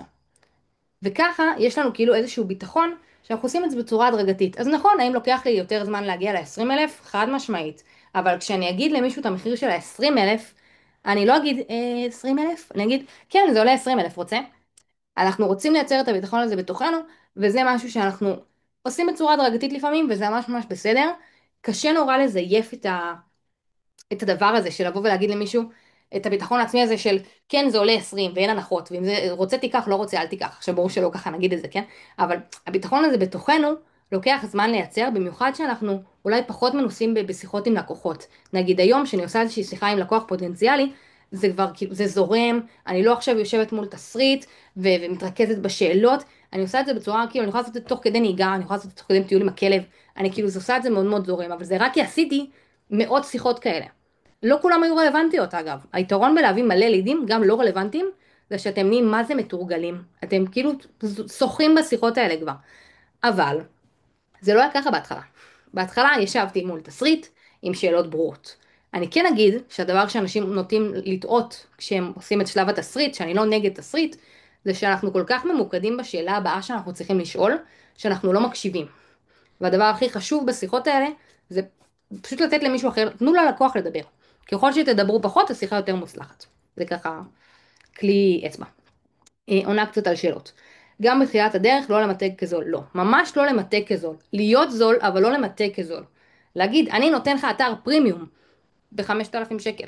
כי זה המחיר. בלי לתרץ, בלי מבצע, בלי שהוא ירגיש מה שנקרא זכה בלוטו, בלי שאתה יודע על כמה אתה מפסיד. זה בסדר, תן לו להרגיש את זה ככה. אתה תיתן את המוצר הכי טוב שלך, וככה אתה בונה תיק עבודות. אין מה לעשות. יש אתרים שבניתי, אתם יודעים כמה האתר של B2B עלה? האתר הזה, מי שמכיר. יש בו, נראה לי, 6 עמודים. למה האינטרנט שלי לא זז? טוב, זה לא כל כך יפה מצידו. עד שהוא יעלה. אני אגלה לכם שהאתר הזה, הנה הוא. אתר של 1, 2, 3, 4, 7 עמודים. עם אנימציות דיסו, גם אחת כאילו מושקעות. אתם יודעים כמה האתר הזה עלה? 6,500. עבדתי עליו לדעתי עם הרבה מאוד שעות עבודה. 200, 100, לא יודעת, הרבה. בטוח לא מה שמצדיק 6,500 שקל. אבל בניתי תיק עבודות ממש ממש מהר. בזכות זה שנתתי מוצר טרפת במחיר הרבה פחות ממה שהוא שווה. אז כן, נכון, בהתחלה אנחנו עובדים בזול, זה סופר לא רווחי, אבל ככה אנחנו גדלים הכי מהר, אין מה לעשות. אוקיי, איך את מציגה את המחיר ללקוחות? אני תכף רגע אדבר על החלק של מה שנקרא, אנחנו עדיין בשלב שיווקתי להביא את הלקוח, תכף נדבר על החלק של המכירה. וואו, כבר מה השעה, אוקיי, נתחיל לרוץ על זה. איך תמיד וובינר זה שעה וחצי. איך מומלץ למשוך את הלקוחות במודעה ממומנת? צריך לייצר תיק עבודות, לא לעשות מודעה ממומנת כשאין. אם הלקוח מבקש הצעת מחיר ואני נותנת לו הצעת מחיר ואז הוא אומר שזה יקר מדי. א', זאת החלטה שלו, אני אדבר גם על הדבר הזה תכף. ואם לשאול לפני מה התקציב, אגב, תמיד בשיחה ראשונית אני שואלת מה התקציב, אני לא אעלה לזום עם מישהו שיכול להיות שאנחנו רחוקים מאוד בטווח תקציבי. אוקיי, בואו נמשיך. זה מה שרציתי להגיד, לגבי מה שתשדרו זה מה שיתפסו. תמיד התנהלו במדרגה הבאה של העסק. כלומר, גם כשהייתי עוסק פטור, התנהלתי מבחינת הסדר, מבחינת השיווק, מבחינת התפיסה שלי, כאילו אני כבר עוסק מורשה. וגם היום כשאני עוסק מורשה, אני מתנהלת כאילו אני חברה בעם. וככה אני כאילו מראש תמיד במיינדסט של השלב הבא, והרבה יותר קל לי להגיע אליו. עכשיו, כמה דגשים לתהליך מכירה, אוקיי? לקוח כבר פנה אליכם, רוצה לדבר איתכם. תתאמו איתו איזושהי שיחה טלפונית ראשונית. השיחה הזאת לא צריכה לקחת שעה, בדרך כלל היא תיקח באזור ה-15 דקות, 20 דקות. אני לא מהמגבילים את זה לעכשיו 5 דקות, ממש לא. אנחנו מנהלים שיחה עם בן אדם, יכול להיות שזה יזרום לנו, יכול להיות שיהיה לו יותר שאלות. אני לא עכשיו אשב ואענה לו על כל הפרטים הטכניים, כי חבל על הזמן של כולנו, אם זה רלוונטי בוא נעלה לזום. אבל אני כן אבוא ואנסה לייעץ, אני לא אנסה למכור, אני אפילו לא אדבר על התהליך שלי לפני שהוא ידבר על מה הוא מחפש בכלל, ואני קודם אדבר על מה אני נותנת לפני שאני אגיד כמה זה עולה. הדבר האחרון שאני אגיד זה כמה לא עולה. קודם אני רוצה שהוא יבין כמה הוא מקבל. נשאל את השאלות עליהם, ניתן לו לספר על העסק, ניתן לו גם לספר ברמה האישית, ניצור את החיבור הזה של, וואו, איך הגעת לתחום הזה? כמה זמן אתה עוסק בו? איך, מה הסיבה? כאילו, וואי, הוא יספר לכם גם בדרך כלל. אני נורא מאמין שככה וככה, וזאת התפיסה שלי, ובגלל זה אני עושה XYZ. תמיד למישהו יש סיפור ללמה הוא עושה את מה שהוא עושה. אז אנחנו רוצים דווקא לגעת גם בפן האישי הזה, וממש לנהל שיחה מול הבן אדם. תחשבו, פגשתם בן אדם שמספר לכם על העסק שלו. לא כלקוח. אתם תתעניינו. אז תתעניינו. אני כן אומרת שבסוף אנחנו לא רוצים גם לתת לשיחה הזאת להימשך לנצח, כי הזמן שלנו חשוב, אבל אם יש משהו שיש לנו בהתחלה יותר, זה דווקא זמן, אז אני יותר נדיבה איתו. אמ, אבל פשוט גם אל תבואו וכאילו, אם אתם רוצים פשוט לקפוץ למחיר, תעשו את זה כבר בוואטסאפ, חבל על שיחת טלפון. תנסו קודם לעזור. עכשיו, אני לא הולכת לשכנע את המחיר שלי, ואני לא הולכת להסביר אותו, ואני כאילו לא מתווכחת עליו. אני אומרת ללקוח בסוף השיחה הזאת, שמע, נשמע מהמם, אני אשמח לעבוד איתך, טווח של אתר כזה, אנחנו כמובן נצטרך לאפיין את זה ולהעמיק את זה לפני שאני מתמחרת, אבל הטווח הוא בין 20 ל-30. אם הוא אומר מהמם, אחלה, בוא נקבע לנו פגישה לשבת על זה. גם השאיפה היא שהפגישה הזאת תהיה יחסית בקרוב כשהוא אותך. נגיד יום אחרי, יומיים אחרי, באותו שבוע. אם הוא אומר, וואי, זה יקר מאוד, למה זה המחיר? אני לא מתרצת, אני לא מסבירה, זה המחירים שלי, כאילו הכל טוב. אם יש לי איזושהי אופציה זולה יותר שאני יכולה להציע לו, אני אציע לו. לדוגמה, שמע, אם זה פחות בתקציב שלך, אנחנו יכולים לעשות one pager שיעלה 15, 10, משהו מוזל יותר. אם זה לא רלוונטי, בכלל אומר, וואי, לא, חשבתי זה יעלה 5,000 שקל. זה בסדר? אני לא, זה, אני אומרת לו, הבנתי, תשמע, אני יכולה אולי להפנות אותך לקולגה XYZ אם אני יכולה. אם לא, אז סורי, פחות רלוונטי. וזהו, כאילו אני לא, אני בביטחון שלי של זה המחיר שלי וזה המחיר שאני שווה, ואם לך זה לא בתקציב, זה בסדר, כנראה אנחנו לא מתאימים, כאילו הכל טוב. אני לא מסבירה, אני לא משכנעת, אני לא רבה איתו, כאילו, בסוף אל תבזבזו על זה אנרגיה בכלל, לא רלוונטי, לא רלוונטי. אבל אני אגיד גם, שזה לא משהו שאתם תחוו יותר מדי, ברגע שתעשו את השיווק נכון ותגיעו ללקוחות הנכונים. אם יצרתם את התיק עבודות האיכותי, ואם שיווקתם ללקוחות הנכונים, ועשיתם את הכל כמו שצריך, אתם לא תקבלו בכלל את הלקוח שאומר לכם, וואי, זה יקר. זה פשוט לא הקהל שתמשכו. אבל אין מה לעשות, בשביל להגיע לנקודה הזאת בתהליך מכירה, צריך תהליך שיווק ממש ממש חזק לפני, צריך מוצר חזק לפני. יש מלא דברים שאתם צריכים להשקיע לפני, בשביל להגיע לנקודת נחת הזאת של תהליך מכירה קל, אין קיצורי דרך אחרים. אוקיי, אז אם אנחנו כן מתקדמים לאיזושהי פגישה, אז אני אגיד שיש פה שתי גישות. יש את אלה שמצגת נגיד נורא נורא עוזרת להם, ככה לכמת את הפגישה של על מה אנחנו הולכים לעבור, שאלות על העסק, שאלות על כל מיני דברים כאלה, ויש כאלה שזה דווקא נורא מקבע אותם. תראו איזה מהם אתם, אני אגיד שאני דווקא מאלה שמצגת היה מקבע אותם, מצאתי את עצמי מתרכזת בסדר של השאלות שאני צריכה לשאול, ולא בלדבר שיח עם הלקוח.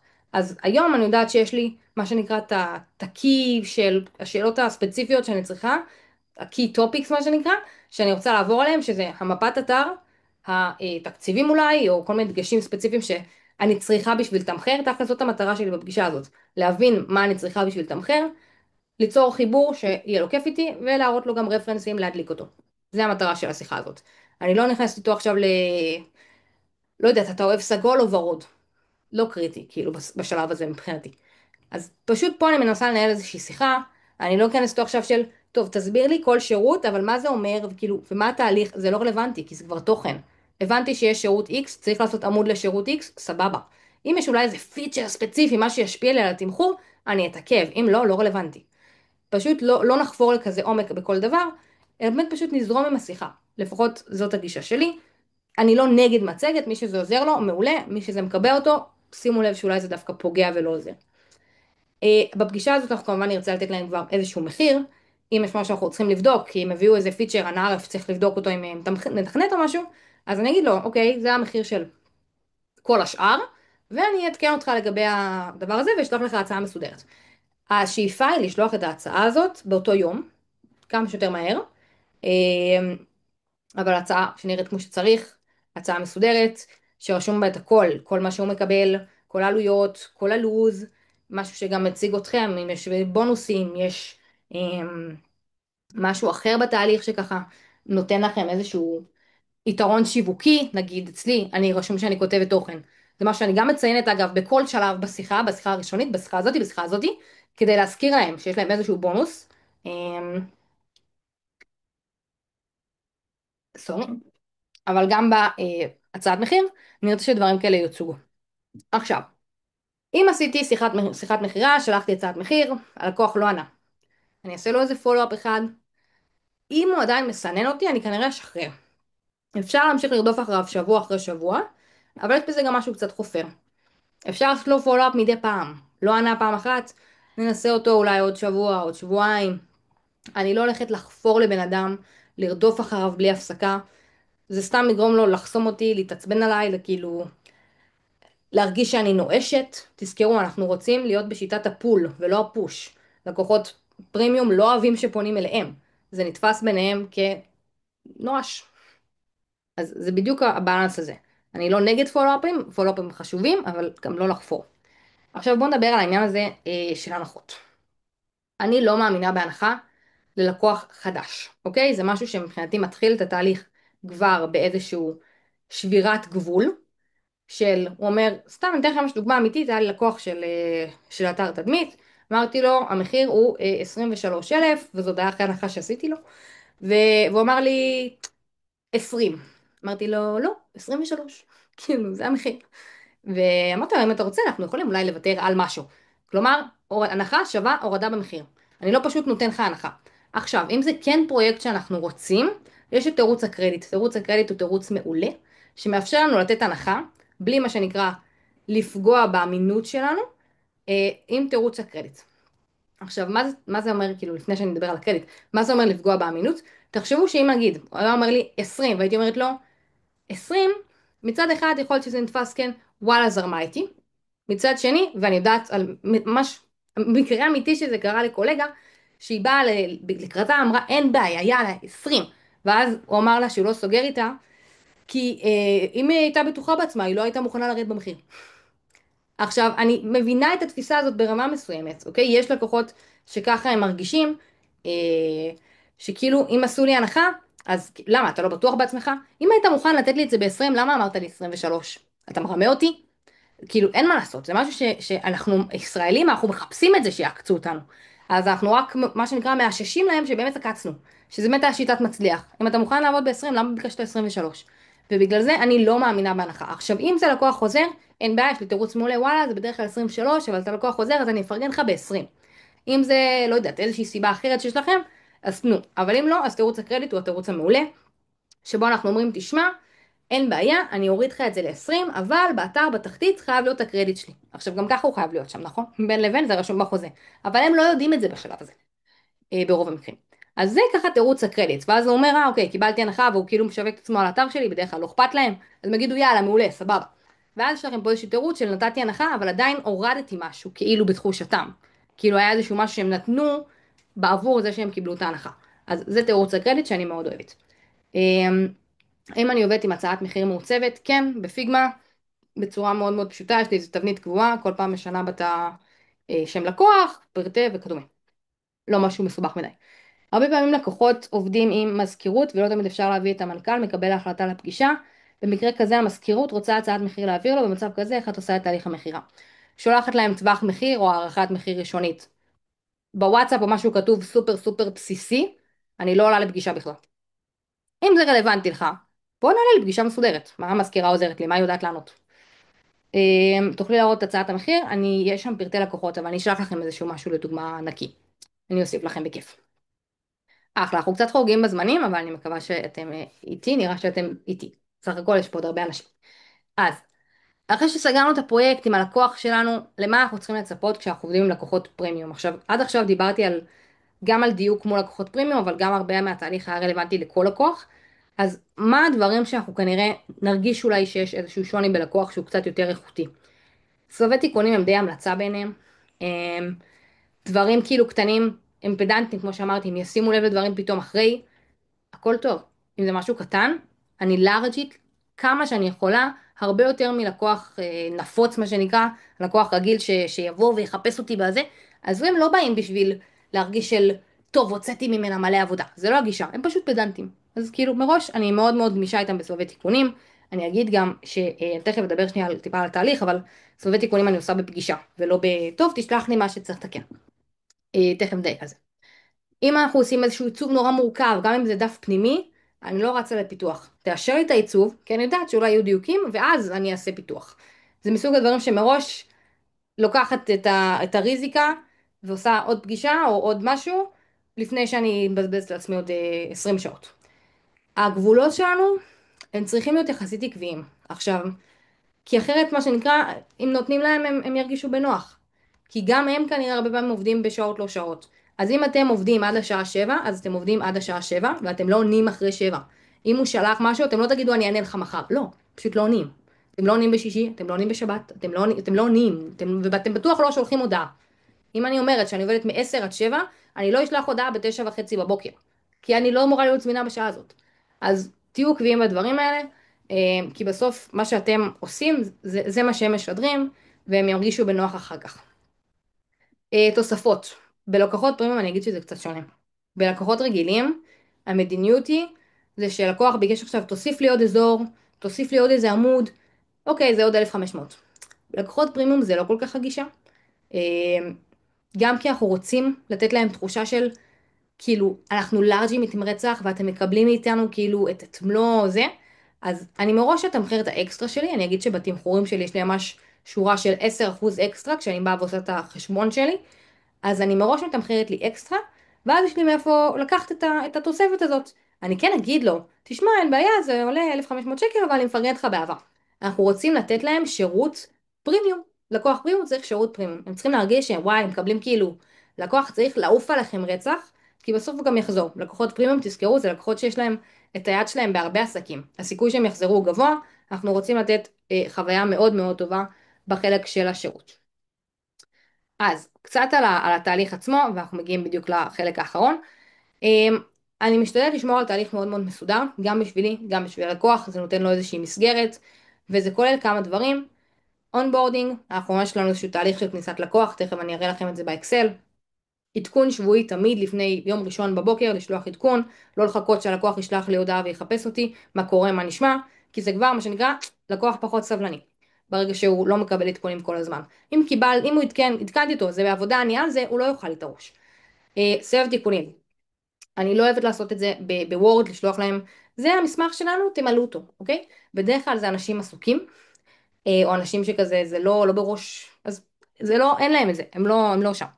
אני אעשה פגישה מסודרת, אני אעלה איתו לזום, שתשומת הלב שלו ברובה מוקדשת לי, לפעמים ידפקו לכם שיחות טלפון תוך כדי, זה אנשים עסוקים, ואני אעבור איתו לאתר ביחד, מה צריך לדייק, מה פה, מה זה, רושמת לעצמי דברים, אפשר לתת להם עוד איזה יומיים, להגיד להם, טוב, תעברו על זה אחר כך גם, לא, תתייעצו אם אתם רוצים, תקחו את הזמן שלכם, זה המסמך שלנו, עם כל מה שעברנו עליו, שכבר רשום בו, תוסיפו אם צריך, ככה הייתי עושה את זה בעבר, הם לא היו מוסיפים, אז ויתרתי על המסמך לחלוטין, פגישה וזהו. אבל אם אתם רוצים ככה את המקרה ההיברידי של חצי חצי, אז משהו כזה. אבל אם תחכו עכשיו, אני שולח סבב תיקונים והלקוח לא חזר אליי, ככה פרויקט נשאר אצלכם חצי שנה, אוקיי? זה אנשים עסוקים, אנשים מאוד מאוד עסוקים. גם אני אגיד שאם שלחו לי משהו והוא לא... אם אתם רוצים את תשומת הלב המלאה שלי, אתם צריכים להיות איתי בפגישה בלוז, או גם פיזית איתי לא מספיק בשביל לקבל תשומת לב מלאה שלי. אמ, סוף פרויקט, סוף פרויקט זה חלק שהרבה אנשים כזה די מזלזלים בו, כזה טוב סיימתי זה התא שלך ביי, אז לא, אנחנו נעשה פגישה מסודרת, נסכם, נסביר לו איך הוא עושה דברים באתר, נשלח לו מייל מסודר, יש לכם תבנית שתכף אני אראה לכם, ויש אצלי איזושהי תקופת אחריות וזה אחד הדברים שהכי ייתן לכם שקט. למה זה ייתן לכם שקט? כי במקום שלקוח ישגע אתכם בסבב תיקונים האחרון, או ידאג, או זה, ורגע, ואולי זה, כאילו, כי הוא לחוץ שעוד שנייה הוא מאבד אתכם, אתם אומרים לו, הכל טוב, יש לנו כאילו 30 ימי אחריות שאני איתך בזמן העלייה לאוויר, כל באג שיעלה, כל דבר שיקרה, אני פה. אז זה מה זה מוריד לו את הפאניקה? והוא לא יציג לכם. אם הוא לא צריך משהו ספציפי, הוא לא יציג לכם. כמו שאמרתי, אנשים עסוקים, לא משעמם להם. אבל הוא יודע שיש לו למי לפנות. וגם מראש אני תמיד אומרת ללקוחות שלי, אני לא חוסמת אתכם בוואטסאפ אחרי, שתדעו. יש כאלה שאולי צריך, אבל אני לא חוסמת אתכם. אני פה, אם משהו יש בעיה, דברו איתי. לא תמיד אני בכלל אטפל בזה, כן? אם הוא אומר לי, וואלה, תשמעי, לא התקנתי את האתר חצי שנה והוא נפל, סבבה, זה יעלה לך כסף. אבל יש להם למי לפנות, וזה חשוב שזאת תהיה התחושה שהם מקבלים. אה, במהלך הפרויקט, אני אגיד שאין כזה דבר לא התפקיד שלי, וזה קורה המון, אוקיי? לקוחות בדרך כלל יבקשו מכם כל מיני דברים שלא בהכרח קשורים. לדוגמה, היה לי לקוח ששאל אותי אם אפשר לחבר את זה אוטומציה ל-CRM. עכשיו, אני לא יודעת להתעסק באוטומציה. אבל אמרתי לו, אני אבדוק, אני אראה. אמרתי לו, אוקיי, זה הבן אדם, דבר איתו. היה לי לקוח טוב, צריך לקנות דומיין. אני לא אגיד לו, לך תקנה דומיין, תחזור אליי. אני לא יודע לקנות דומיין. בוא נעשה את זה ביחד בפגישה, בוא נחבר, אני אעזור, אני אשלח מפת XML לגוגל בפגישה, אני אעשה איתך ביחד את הפרופיל גוגל העסקי. אז מה אם זה לא התפקיד שלי? אני פה לעזור לו, מה אני אגיד לו, לך תשבור את הראש לבד? זאת לא הגישה שאנחנו רוצים לתת, אנחנו רוצים לתת שירות טרפת. כל דבר שאנחנו יכולים לעזור, שלא דורש ממנו עכשיו איזה משהו מטורף, תעזרו. זאת הגישה שאנחנו רוצים לבוא איתה, וככה אני מתנהלת. עכשיו, לפני שאני ככה עושה את הסיכום, אני רוצה לעבור איתכם על מה שנקרא אקסל, שאני תכף אשלח לכם, שזה בעצם התהליך עבודה, די כל מה שדיברנו בצורה מאוד מסודרת, כל מיני דגשים לאתר שלנו, דגשים לסושיאל שלנו, דגשים לתהליך מכירה, עם ממש תבניות שנועם אבקסיס ועדי טנדלר המהממים כתבו לנו, את חלקם ככה חלק מעורבבים שלי, שלהם, ככה כל מיני דברים. יש פה ממש תבניות מסודרות של מה אני שולחת ללקוח שתיאמתי איתו פגישת אפיון אחרי שסגרתי איתו את הטלפון, מה אני שולחת לו כששלחתי הסכם עבודה, מה אני שולחת לו, לקוח סגר, הודעה מסודרת, אונבורדינג, ברוך הבא, זה הדברים החשובים שתדע. סיכמתי פגישת התנעה, עדכון שבועי, סיימתי פרויקט, שולחת לו הודעה מסודרת עם כל המידע. יש פה ממש סדר שנורא נורא עושה סדר ללקוח ונורא נורא משדר גם שאתם רציניים ויודעים מה אתם עושים, וזה סיסטמים מאוד חשובים שאני ממליצה לשלב. ולפני שאני ככה עוברת לשאלות, אני אעבור על עוד דבר אחרון כדי לשחרר את מי שממהר, שזה 7 חוקי המיינדסט שלי. זה חוקים שאני נצמדת אליהם תמיד, אפילו שאני יודעת שהרבה מהם קצת קשים לנו לעיכול לפעמים. אחד, כל השקעה תחזיר את עצמה. אני לא מפחדת להוציא כסף, אני לא חוסכת על דברים שיקדמו אותי, אני לא סופרת את וואי, אבל אני אקנה לו פונט, אבל קונה לו פונט, שיהיה פונט יפה, בסוף זה עבודה שלי, אני חותמת על זה, אז אני אתקמצן על הפונט, קונה את הפונט. אני מאוד מאוד מאמינה בשיווק שלי, אני מרגישה בנוח עם מה שאני מעלה. בהתחלה, אני לא אשקר לכם, כשהיה לי 300 עוקבים, להעלות עכשיו סרטון שלי מדברת, זה מרגיש וואי, איזה מביך, יצחקו עליי רצח. זיבי מה שנקרא, בסדר? אני מאמינה שאני עושה את הדבר הנכון, דעות שאחרים לא רלוונטיות. זה משהו, מה זה חשוב למיינדסט? קחו בחשבון, בהתחלה אנחנו עובדים בזול, אני מרוויחה מעט עכשיו כדי להרוויח הרבה אחר כך, תאמינו בזה, באמת באמת תאמינו בזה. אנחנו יוצרים משהו שהוא אמנות, התוצאה הרבה יותר חשובה מהרווח השעתי שלי, אני מודדת שעות בשביל ההתקדמות האישית שלי, וגם אם אני רואה שאני בפרויקט שמדרדר ואני כבר ב-150 שקל לשעה, הכל בסדר, אני ממשיכה, אני אוציא את הפרויקט הכי טוב בעולם, ואני אגיד לכם, דוגרי, יש לי איזה פרויקט עכשיו, היו בו כל מיני טעויות, הוא הידרדר משמעותית, אני מוציאה מכיסי, כמעט 20,000 שקל כדי לוודא שהדבר הזה יצא הכי טוב שאפשר ללקוח קצה. ורוב האנשים היו מחזירים לו את הכסף וסוגרים את האירוע, אבל התדמית שלי אני לא אעשה את זה. הרווח השעתי שלכם הוא לא חייב להיות קיצוני כמו שאני אמרתי להוציא מכיסי, אבל מה שנקרא הוא הרבה פחות חשוב מהשם שלכם. לקוח ממליץ זה הדבר הכי טוב שיכול להיות, אבל הדבר הכי גרוע זה לקוח מאוכזב, וזה תאמינו לי אין כסף שיתקן. אל תתנצלו על המחיר שלכם, אם אתם לא מאמינים שאתם שווים אותו, אף אחד לא יאמין את זה ואף אחד לא ישלם את זה. תגידו את המחיר שלכם בביטחון, ואם אתם לא בטוחים במחיר אז תגידו מחיר נמוך יותר וזה יהיה המחיר שלכם. אבל אל תקפצו גבוה מדי למשהו שאתם לא מסוגלים להגיד בביטחון. העניין הזה של ביטחון במשפך, תזכרו, יש פה 8, לא משנה, שיש עוד 10 לקוחות שיפנו לכם מחר. זאת הגישה שאתם צריכים להיות בה. אם השיווק שלכם טוב, אז יהיו לכם לידים אחרים. ואם יש לכם מעט לידים, אז מעלים תקציבים, אז מדייקים את השיווק. אבל הגישה שבה אני מתנהלת מול לקוח שפנה אליי, זה של, זה מה שאני מציעה לך. אם אתה רוצה, אתה מה זה מוזמן, אני אשמח לעבוד איתך. מה שצריך להיות שלי, יהיה שלי. אבל אני לא נלחמת, ואני לא משכנעת, ואני לא רבה, ואני לא כלום. ותזכרו את זה, אתם האנשים היחידים שיכולים לקבוע אם העסק שלכם יצליח. רק אתם. כי אתם תעשו את העבודה, ואתם תשקיעו בזה ואתם תתמידו, אתם היחידים שיכולים להחליט אם תצליחו או לא. זה תלוי אך ורק בכם. וזה חוקי המיינדסט שלי, ואני עכשיו ככה עוברת על שאלות, לראות מה עוד יש פה, אם מישהו רוצה ככה גם לפתוח רמקולים וזה, תרגישו חופשי. אקסל, קישור לאקסל זה חשוב, אתם צודקים. בואו נעשה קישור לאקסל, קופי לינק, שמה לכם אותו פה בצ'אט, אני גם אשלח אותו אחר כך בקבוצת וואטסאפ, אז אל תדאגו. אוקיי, עוברת פה רגע על השאלות למעלה. לכל לקוח את שולחת הצעת מחיר מפורטת, רק מי שעבר פגישת אפיון, וגם זה היו לי כאלה שאמרו כזה, רגע אנחנו צריכים להתייעץ, ואז אוקיי, סבבה, אז אני לא אטרח. מ"מ, ואם את תשלח תבנית אגב, אז זה לא אמור לקחת יותר משעה, אבל בוא נגיד, שאם יש פרויקט שמרגיש לך שלא הולך להיסגר, אז תנסי כזה גם במהלך הפגישה, אולי כבר להבין מה הווייב, או מראש כזה בפגישה לסיים אותה בסבבה, תחשוב על זה, ואם זה רלוונטי אז תשלח לי, אבל תזכרו גם שלפעמים ההצעת מחיר שלנו היא גם חלק מתהליך המכירה.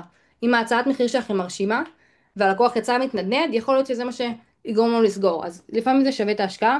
תזכרו שהפרויקטים שלנו הם בשווי עסקה גבוה. להשקיע עוד שעה בהצעת מחיר בשביל לסגור פרויקט של 20,000 שקל, בעיניי שווה את זה. שיר, את אומרת את המחיר בפגישה או כן. מחכה אחרי זה? תמיד בפגישה, אלא אם כן שוב יש משהו ספציפי שאני צריכה לבדוק. אבל אומרת אותו בפגישה ואחרי זה מוציאה הצעת מחיר. כן, לפעמים גם אומרת אותו לפני הפגישה. אם זה סבבה. משהו שאני כבר יודעת לתת הערכה ספציפית. יש לך כאילו שיחה קצרה של 5 דקות או רבע שעה, ואז שיחת אפיון כאילו? כן, אם הלקוח רלוונטי לתקציבים, אני אתקדם איתו לשיחת אפיון, שהיא שיחה יותר ארוכה, בזום, בדרך כלל. תלוי לקוח, היו לי לקוחות שכמו שאמרתי, הם כל כך אנשי תכלס, שטקטקנו את זה בחצי שעה, ותשלחי לי הצעה ובוא נתקדם.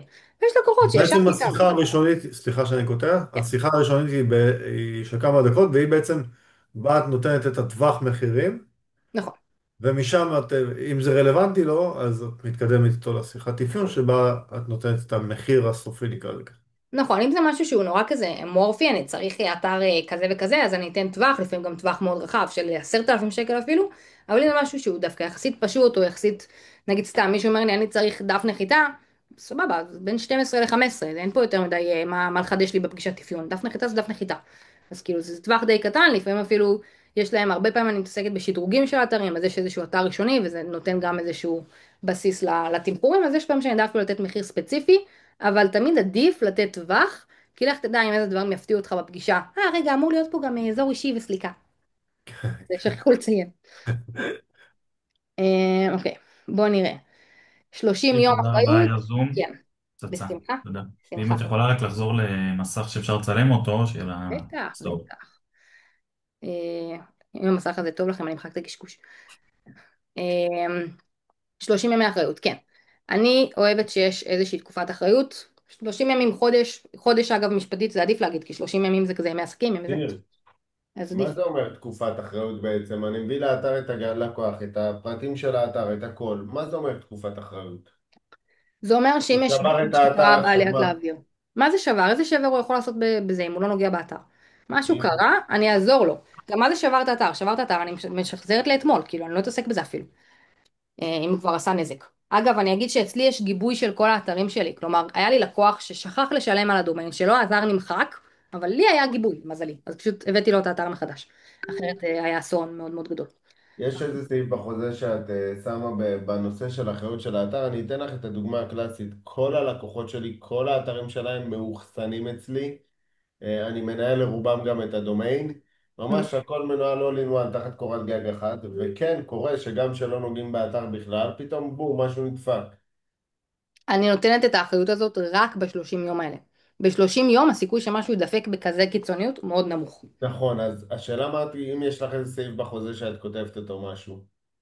אני רושמת שיש אחריות לשלושים יום. אחרי זה על אחריות האתר היא לתחזק את האתר, האחריות הלקוח היא לתחזק את האתר. לא קשור אליי. יש לך סעיף לזה לשלוח? יש לי אקסל, אני אחפש אותו עוד מעט, של סעיפים לחוזה, מאחד הוובינרים הקודמים. אולי למישהו יהיה אותו בשלוף. שיש שם ככה את כל הסעיפים בגדול שיש בחוזה שלי. שיר, כן, אפשר שאלה? כן. אני לא רגילה. זוכרת, אני זוכרת אחד הזומים, משהו כזה, דיברת שאת יכולה לשלוח הצעת מחיר שלך. משהו כזה, אני שלחתי אותה זוכרת. פעם באחת הקבוצות, אבל אני אמצא, עוד מעט יש לי איזושהי הצעה נקייה, שהיא בלי פרטים של לקוחות, אני אשלח איזה הצעה לדוגמה. נכון, שם דיברת שאתרים שלך אפשר לראות רק כאילו בכרום ולא בפיירפוקס, ודיברת משהו, נראה לי גם באינסטגרם דיברת על זה, מובייל בפיירפוקס ומובייל, משהו כזה. זה היה הקובץ של הסעיפים נכון, שאני מזום ממליצה קודם. לשייך שהאתר שלי, אני מתאימה אותם לפיירפוקס וכרום, סליחה, לא פיירפוקס, לספארי וכרום, אולי אדג', תלוי במצב רוח, ולמסכי דסקטופ של 916 ולא כל מיני מרובעים הזויים. כי אז לא... אני ממש אשמח לראות את זה בבקשה. אני אקפיץ לכם גם את האקסל הזה, אין בעיה, אני אשלח את זה בוואטסאפ. תודה. אוקיי, בוא נעלה. איפה את שולחת? בוואטסאפ בקבוצה השקטה אני אשלח. מעולה, תודה. אחלה. בשמחה. אני אענה קצת על השאלות בצ'אט. כמה זמן את מקצה לכל פרויקט? איך אני מארגנת אם נניח סגרת 5 פרויקטים? איך אני מסדרת את הלו"ז? אם את עובדת על כמה אתרים במקביל. בגדול, בדרך כלל אני עובדת על כמה אתרים במקביל. לא סביר שאני אסיים אחד ואכניס אחד, כי כאילו אחד בכל פעם. כי פשוט זה לא רלוונטי, פרויקטים לפעמים נמרחים, מתעכבים, לקוח בסבב תיקונים, לקוח, לא יודעת מה, יש לי לקוח שטס להודו, נעלם לחצי שנה, מה אני אחכה לו? אז אני עובדת במקביל על כמה פרויקטים תמיד. אני יודעת בהתאם ללוז שלי את היכולת שלי להכניס פרויקט. גם אגב, זה משתנה אם הפרויקט מעניין אותי או לא. נגיד, שבוע שעבר פנה לי איזה לקוח שהוא רוצה להכניס פרויקט, אבל אני בתקופה עמוסה עכשיו עם הסדנאות שמתחילות שבוע הבא, שאגב, אם אתם עוד לא הצטרפתם, אז עדיין יש עליו מבצע, אבל אני כאילו, אז אין לי זמן. אז אמרתי לו, וואלה, סורי, כאילו, בוא תדבר איתי בדצמבר, סוף דצמבר, הלו"ז שלי בגדול די סגור עד סוף השנה. אבל הייתה מישהי שפנתה אליי, שוואלה, הפרויקט שלה ממש מעניין אותי, מישהי, איזושהי אושייה. אמרתי, אוקיי, אני אמצא לה מקום. כאילו, אם זה פרויקט שאני רוצה, אני אכניס אותה. אמ, אז הלו"ז ככה כן משתנה מלקוח ללקוח, אין מה לעשות. ובסוף יש לי כמה פרויקטים במקביל, אז אם הלו"ז מלא אני לא אכניס. אם אני יודעת שיש פרויקט שהוא בשלבי סיום, אז אני אגיד סבבה, אז נוכל להתחיל לעבוד עוד שבועיים, נוכל להתחיל לעבוד עוד חודש. אני לא אסגור פרויקט אף פעם יותר מחודשיים קדימה, כי חודשיים קדימה, אלוהים יודע איפה אני אהיה, יכול להיות שהמחירים שלי יעלו פי 3, כאילו, זה לא רלוונטי בעיניי. אמ, אז אם יש לי עכשיו 5 פרויקטים שרוצים לסגור איתי, אני מעלה את המחיר, פשוט. ואז לא סוגרת את כל ה5. סוגרת 3 במחיר יקר יותר. זאת תהיה השיטה שלי. אבל מבחינת העבודה תוך כדי, אני תמיד עובדת במקביל. בדרך כלל אני משתדלת למקבל לא יותר מ5 פרויקטים במקביל, כי זה כבר קשוח. איזה כיף, איזה מחמאות, תודה רבה לכם. למה בסוף כל פרויקט אני משחררת את הלקוח ולא משאירה אותם ולוקחת אותם על אחסון, תיקון באגים, בקאפ ועוד? סתם כי אין לי את הזמן. אם היה לי עכשיו עוד צוות, מישהו שהיה אחראי על תחזוקה שוטפת, בכיף, מה אכפת לי? גם רוב הלקוחות שלי הם אנשים טכניים, הם מסוגלים לתחזק את האתרים שלהם בעצמם, אז אין לי יותר מדי צורך, יש לי אולי 3 לקוחות שמאחסנים אצלי, וגם זה בלי תחזוקה, נטו אחסון, כדי שיהיה להם פה איזשהו גב. אבל זה סתם עניין של העדפה של מודלים, אני לא כל כך אוהבת ריטיינרים, אבל זה לגמרי משהו שיכול להיות מאוד רווחי כשעושים את זה נכון, אבל זה גם יכול להגיע עם כאבי ראש, כל אחד ומה שהוא אוהב. פגישת האפיון היא בתשלום, היה תקופה ששקלתי לעשות את זה, כי היה לי ריבוי של פגישות אפיון, או לפחות לגבות איזשהו מה שנקרא דמי רצינות, כי היה לי פתאום חבר'ה שמבטלים לי פגישות אפיון ברגע האחרון, שזאת חוצפה מאוד מאוד גדולה לצערי. אז לא, אצלי לא בתשלום, פשוט מראש אני לא עושה כל כך הרבה פגישות אפיון. לקוח מגיע לפגישות אפיון אחרי שהוא שמע טווח, זה מסנן את רוב הלקוחות הלא רלוונטיים. אז אצלי אני לא מרגישה צורך, אבל יש כאלה שלוקחים כן. איך יודעים תוך כדי פגישה מה העלות? כל לקוח יש לו מורכבות אחרת באתר. אז אני אגיד לכם שאני יושבת בפגישה ואני עושה מפת אתר. אני אנסה להראות לכם איזושהי דוגמה. אולי יש לי משהו של אתר שהוא כבר באוויר. MMM. זה אתר שבעבודה, זה אפליקציה בכלל. אוקיי, נגיד אמרלד, האתר של הנדל"ן. אז אני מגיעה לפגישה, יש בדרך כלל אני יודעת איזה סוג אתר זה, כאילו אם זה תדמית, אם זה משהו, אז אני כבר יוצרת את הבסיס של, בדרך כלל יש עמוד בית, יש עמוד זה, יש עמוד whatever, ואז איתו בפגישה אני אומרת, אוקיי, אז עמוד בית נשים ככה וככה, נשים ככה וככה, עולה עוד עמוד, מוסיפה, אני ממש עושה את זה איתו בלייב את המפה הזאת, והדבר הזה זה גם משהו שמתקבל באפיון. אגב, זה מאוד מאוד נוח, את ההרצאות מחיר שלי, היום אני כמעט ולא כותבת לבד, אני שולחת את זה לעוזרת שלי, ומפה יודעת למשוך את זה לאפיון בהצעת מחיר. אז אני פשוט עושה איתו בלייב את המפת אתר, ואז אני יודעת מפה מה העלות. אני גם בדרך כלל אתן איזושהי הערכה ואעשה את החישובים שלי עם עצמי, ואז כל הדברים שכזה אני צריכה לברר בפגישה, אני גם אעשה ממש כזה וריאציות של אוקיי, אם הוא יגיד שכן צריך את האתר הזה, אז זה יעלה ככה, ואם הוא יגיד שלא צריך את הדף הזה, אז זה יעלה ככה, ואז אני כבר די מוכנה עם זה בשלוף. באיזה כלי את עושה את זה בפיגמה? זה לא פיגמה הרגילה שאנחנו מכירים. זה פיג ג'ם. לא מה, מכירים? איך נכנס? לא, לא מכירים. בפיגמה יש לכם פה למעלה, אמרת שזה העוזרת שלך, זה עוזרת או שזה AI? לא, זה עוזרת, זה אחותי, היא המנהלת אדמיניסטרציה של העסק. יד ימיני, מה שנקרא. בלעדיה אני לא אספיק חצי מהדברים. אז אה, אוקיי, אז כל אחד צריך בסוף. חובה, מאוד ממליץ. תראי לי את התזרים הזה של המפת אתר. ממש פיק ג'ם, אתה פותח קובץ, אתה מקבל כאילו קובץ רגיל, אתם יכולים גם ליצור לכם איזשהו קובץ בסיסי, לרשום לכם בלה בלה בלה, מושכים מפה חצים, אפשר לשים צורות, אפשר לשים צבעים, ממש דווקא זה ממש נוח הדבר הזה. מאוד, שיר תודה. מאוד ואת עושה את ממליצה. זה תוך כדי פגישה עם הלקוח? אני בדרך כלל אגיע עם איזשהו שלד בסיסי, בהתאם לאתר שאני יודעת שמדובר בו, וכן, נדייק משם. אז זה ככה בגדול. אה, חברי את המתן, למה הוא אומר שזה נגמר לך. לא, אני עד היום עושה את זה בטבלאות של גוגל דוקס, של עושה טבלאות. איך אני מנהלת את הפגישת אפיון? בדרך כלל זה פשוט שיחה זורמת, אני מאוד משתדלת, אגב גם רשמתי את זה פה בשיחת אפיון, אני ממש משתדלת שזה לא יהיה רעיון עבודה. יש לי מה שנקרא את השאלות החשובות שאני יודעת שאני רוצה לקבל עליהן תשובה, כדי שאני אוכל לתמחר כמו שצריך, ולהבין את מה שאני צריכה בשביל לתת פה איזשהו מענה, אבל אני לא עושה רעיון עבודה עכשיו של אוקיי, אז תגיד לי את זה, אוקיי, וזאת השאלה הבאה. אני ממש משתדלת להקשיב, לתת, לא לדבר, לזרום עם השיחה.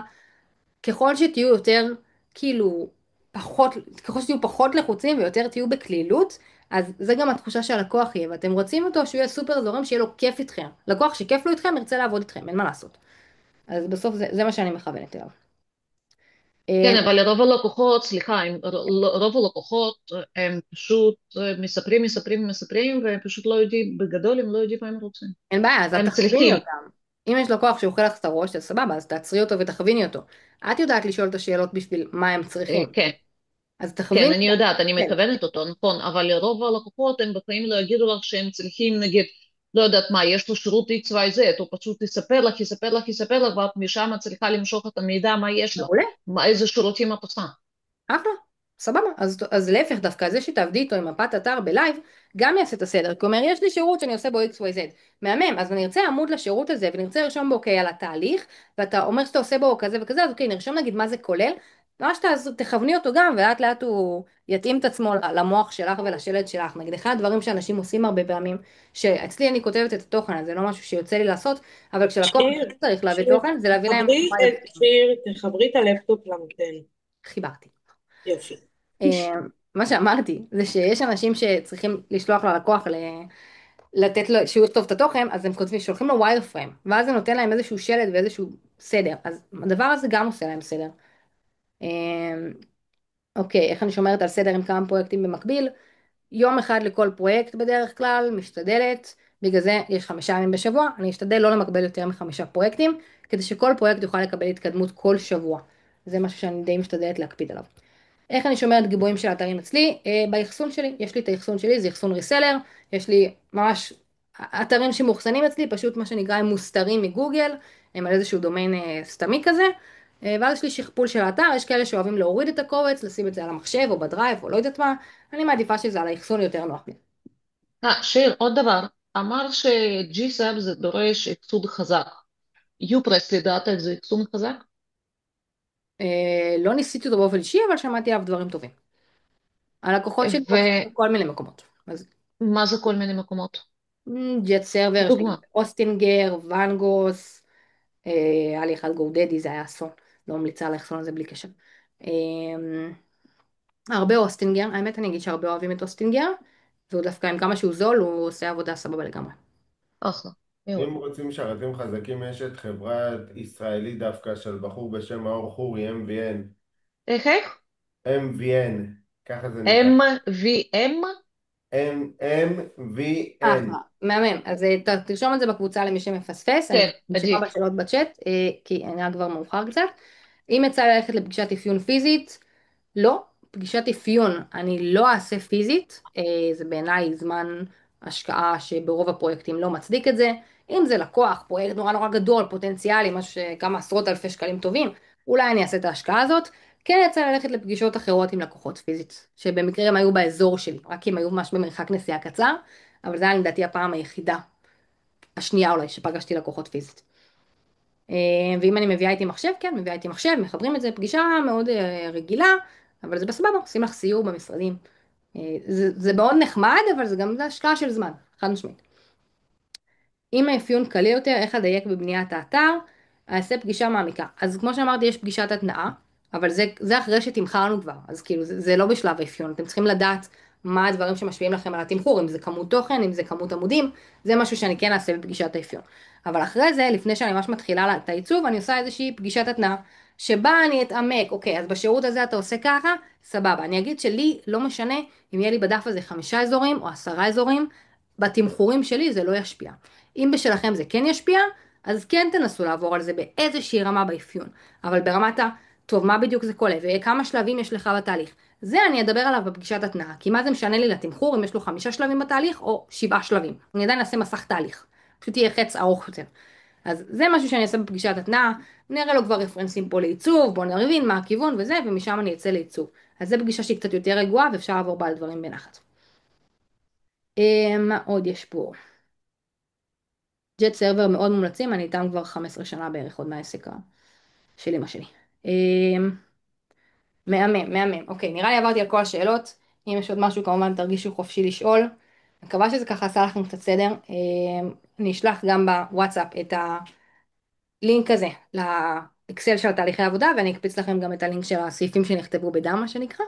ומקווה שיהיה לכם פה איזשהו מסלול שתוכלו להוציא מזה, לאיך אתם יכולים באמת להגיע ללקוחות האלה שהם הרבה יותר כיף לעבוד איתם, אפילו שההתנהלות מולם היא קצת שונה, אבל אני מקווה שזה עזר, מה שנקרא. אם אני חושבת שאלמנטור הולך להיכחד, אני חושבת שעד שהם יוציאו את ה-V4, לא בטוחה שנעבוד באלמנטור. אבל אני לא חושבת, אמרו עד סוף שנה. כן, נראה. אני לא חושבת שוורדפרס הולך להיכחד, אבל העולם עובר הרבה שינויים מעניינים. בוא נגיד שמי שיודע קוד, יהיה בסדר. יאללה, מהמם. אחלה, אם יש לכם עוד שאלות, כמובן תרגישו חופשי לשאול גם בוואטסאפ. היה לי כיף בטירוף, ומחכה תודה שיר. לראות את כולכם שבוע הבא בסדנאות. שיהיה לכם לילה טוב, חברים. תודה שיר. תודה רבה, שיר. ביי. תודה רבה, לילה טוב, שיר. לילה טוב.